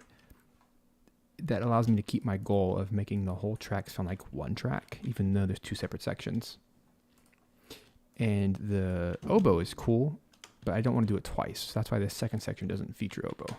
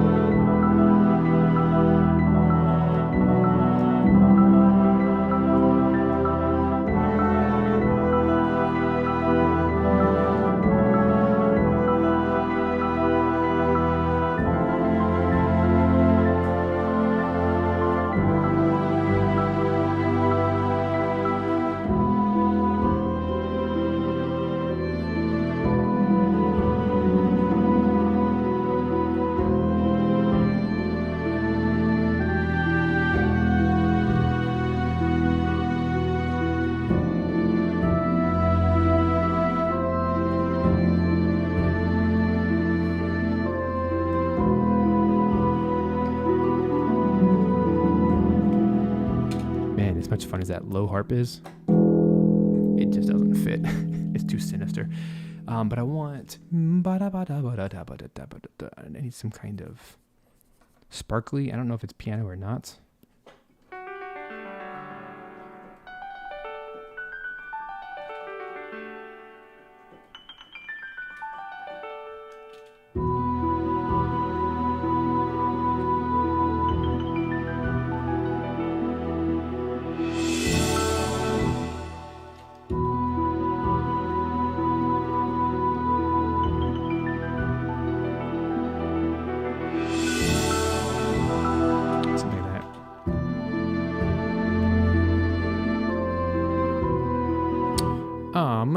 This keyboard is called Audio Axiom 49 Mark II. It's an oldie, but a goodie. Find that sucker on eBay for like $100. It's fantastic.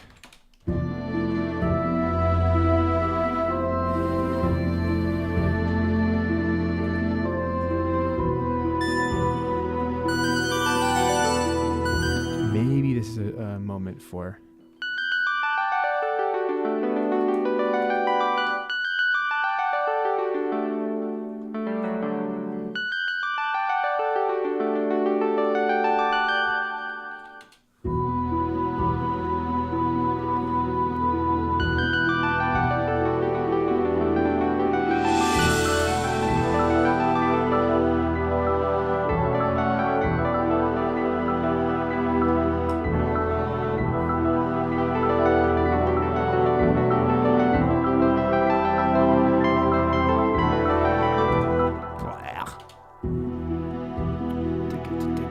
Something.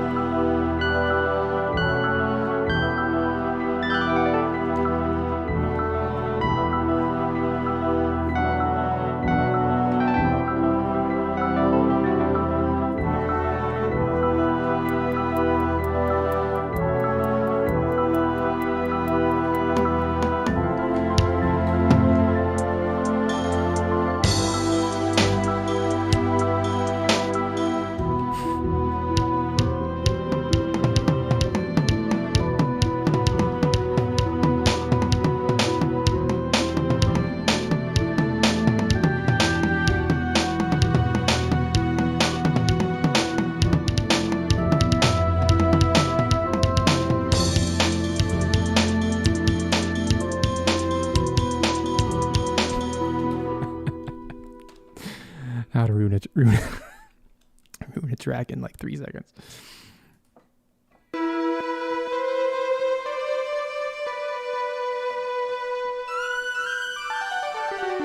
Let's see if this track can handle any electronic elements, and maybe that might be the missing sauce.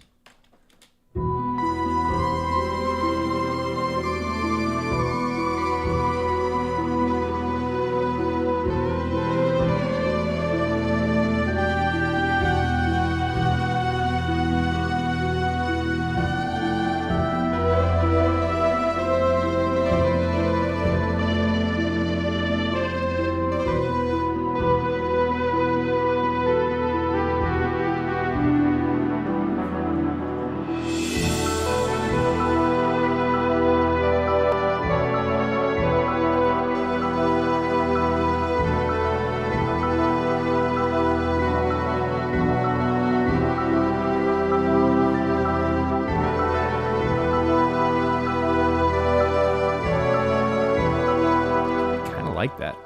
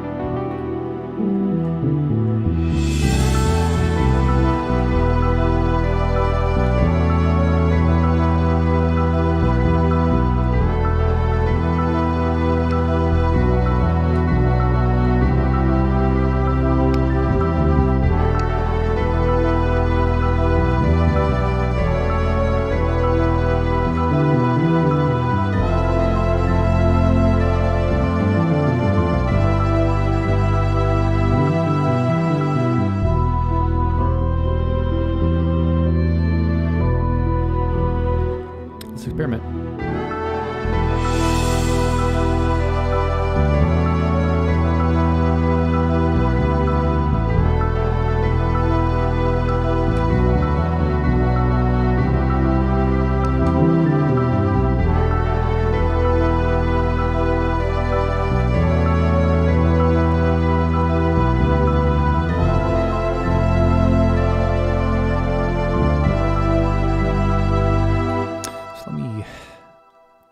Temporarily get rid of the pizzicato strings from that second half. Maybe the bass is a better suggestion. Helps it feel weightier.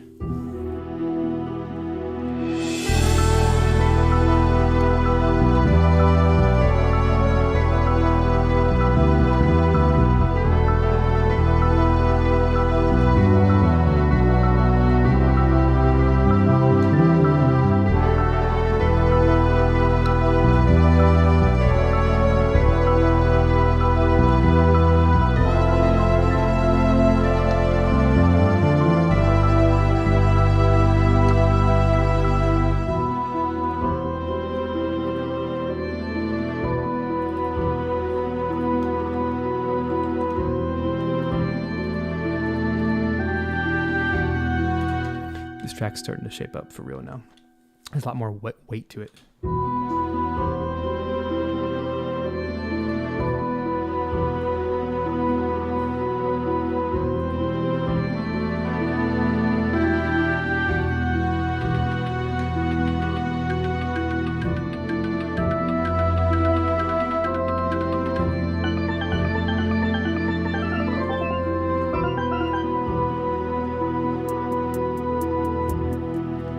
Hi-hat.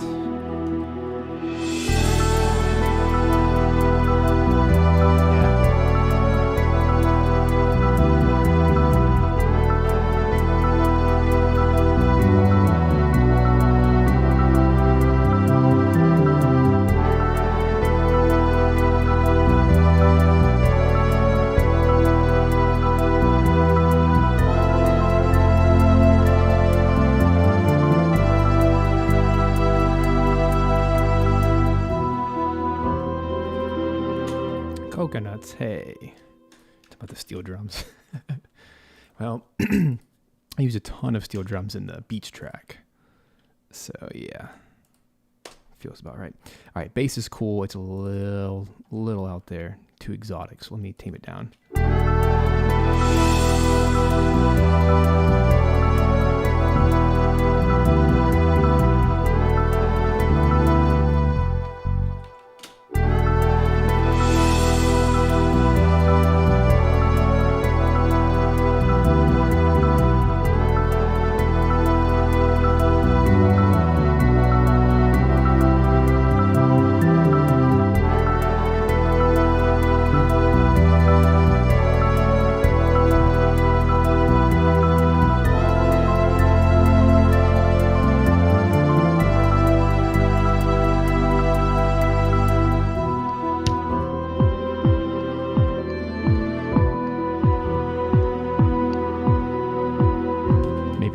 not such a bad idea.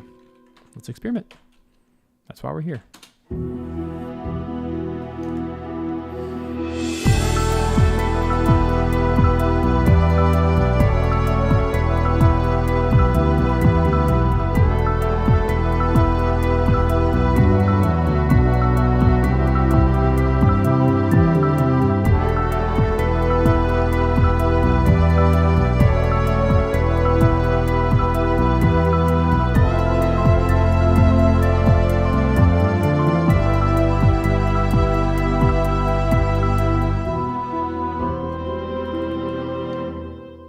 That actually works.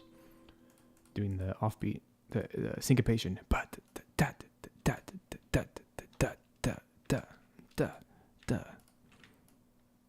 that in both kick drums. I have 2 kicks, by the way.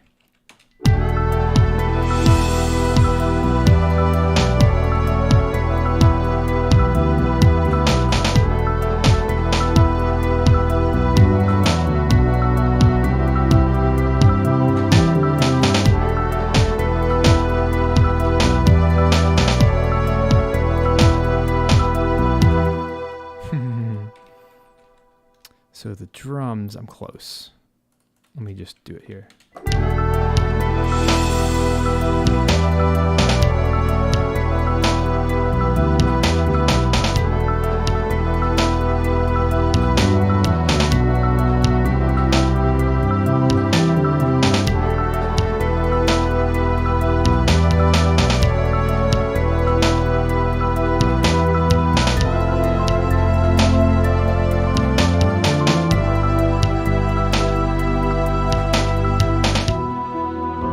Something like that. That's totally a Secret of Mana type of groove, which I love.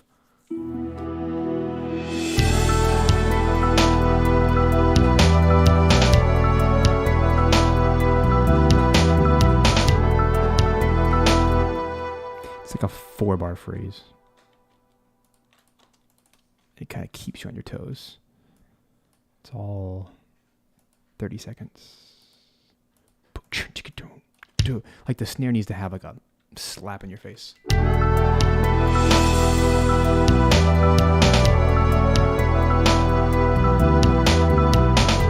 that's a good drum beat. So let me duplicate that out a few times. That's it right there. Just, it makes this track feel a little bit more unique. Its own thing.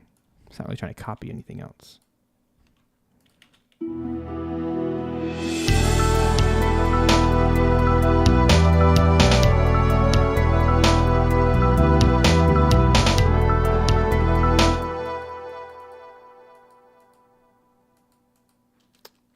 Where's my kick? Oh, there's my kick.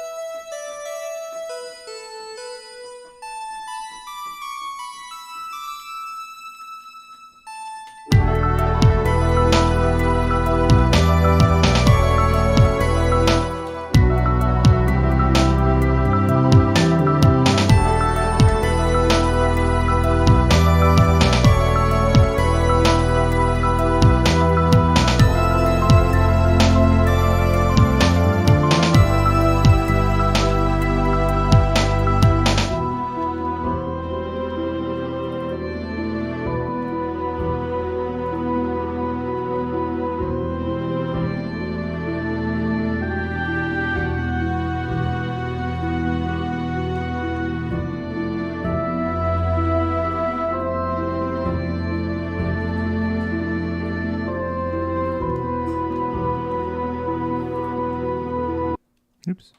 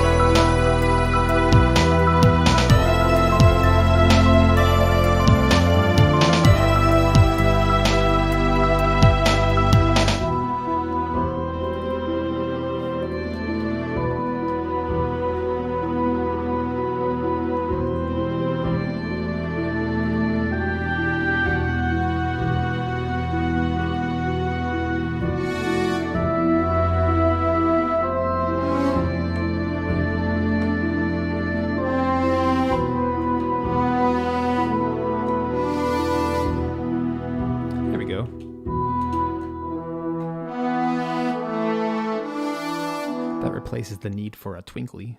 Like, it's just some kind of moving notes.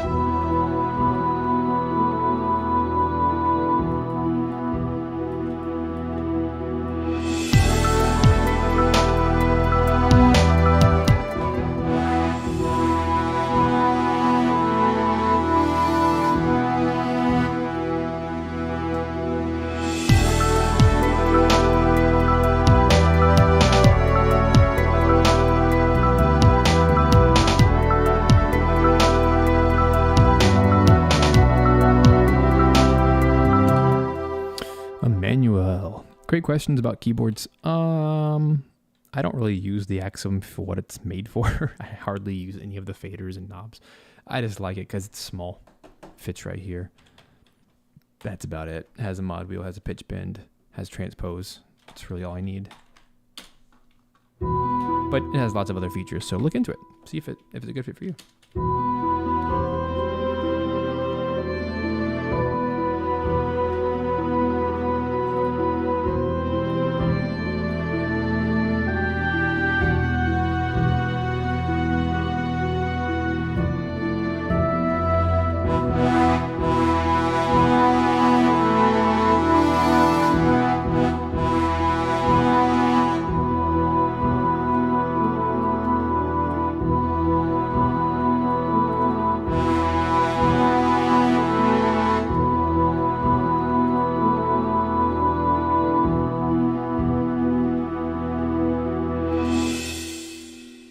Let's get strings to do that. Boom.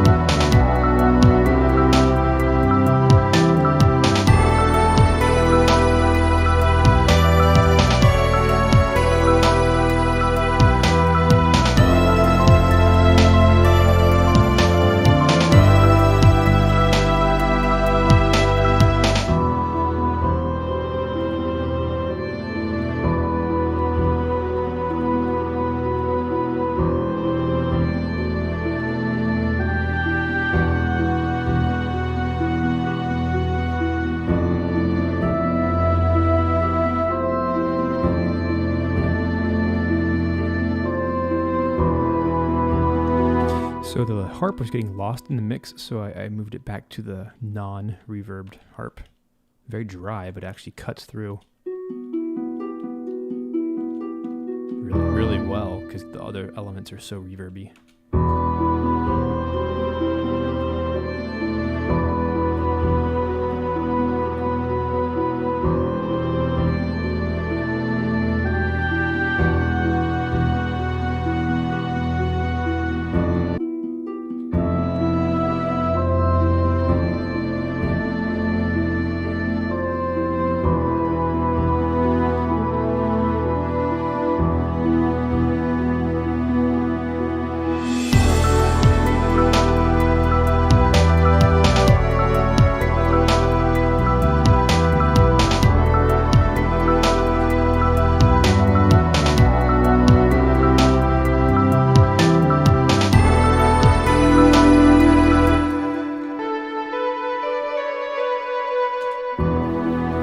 To reinforce the melody on the first half of the B section.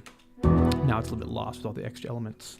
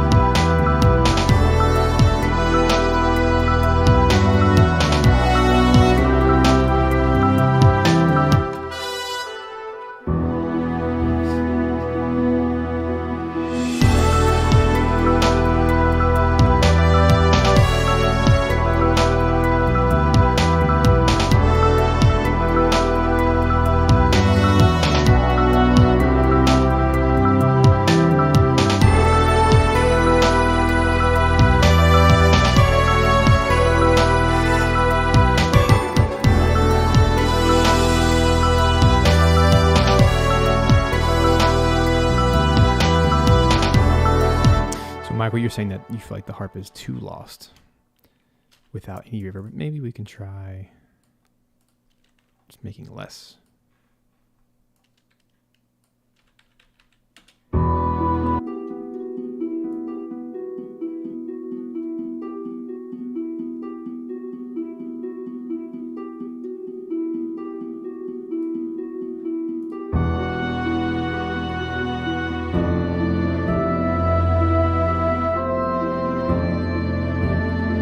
Good compromise. Just use less.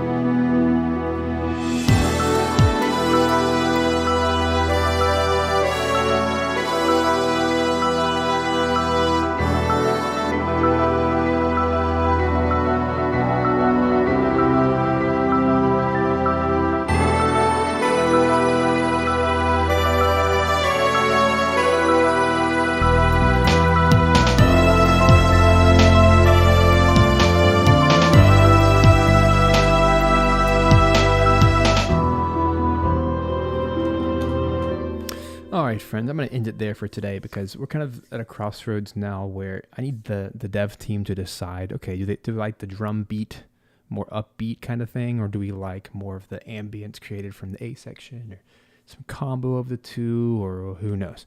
I don't think version 1 is going to get accepted as is because it's a little too different, the A and the B. So we have to kind of decide which direction to go. So I'm going to export this and kind of share the options of, hey, do you want the drum beat? Do you want the hi-hat? Whatever. I think that'll help us make a better decision about what works for the game. But this is part of the conversation. I don't have to make all the decisions myself. I write something and then I present it to them and say, hey, what do you like? What do you not like? What can we change? We go from there. So yeah, I'm going to end it for today because there's not much else I can do without the conversation part, hearing back from the team, but still a lot of fun, and I appreciate you guys hanging out. Hope you had some fun today. This track took a lot. It transformed quite a bit. That's half the fun of doing this.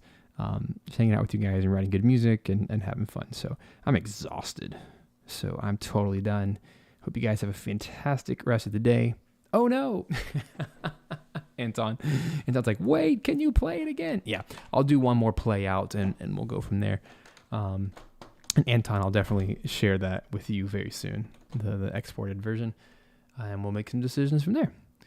All right, see you guys later.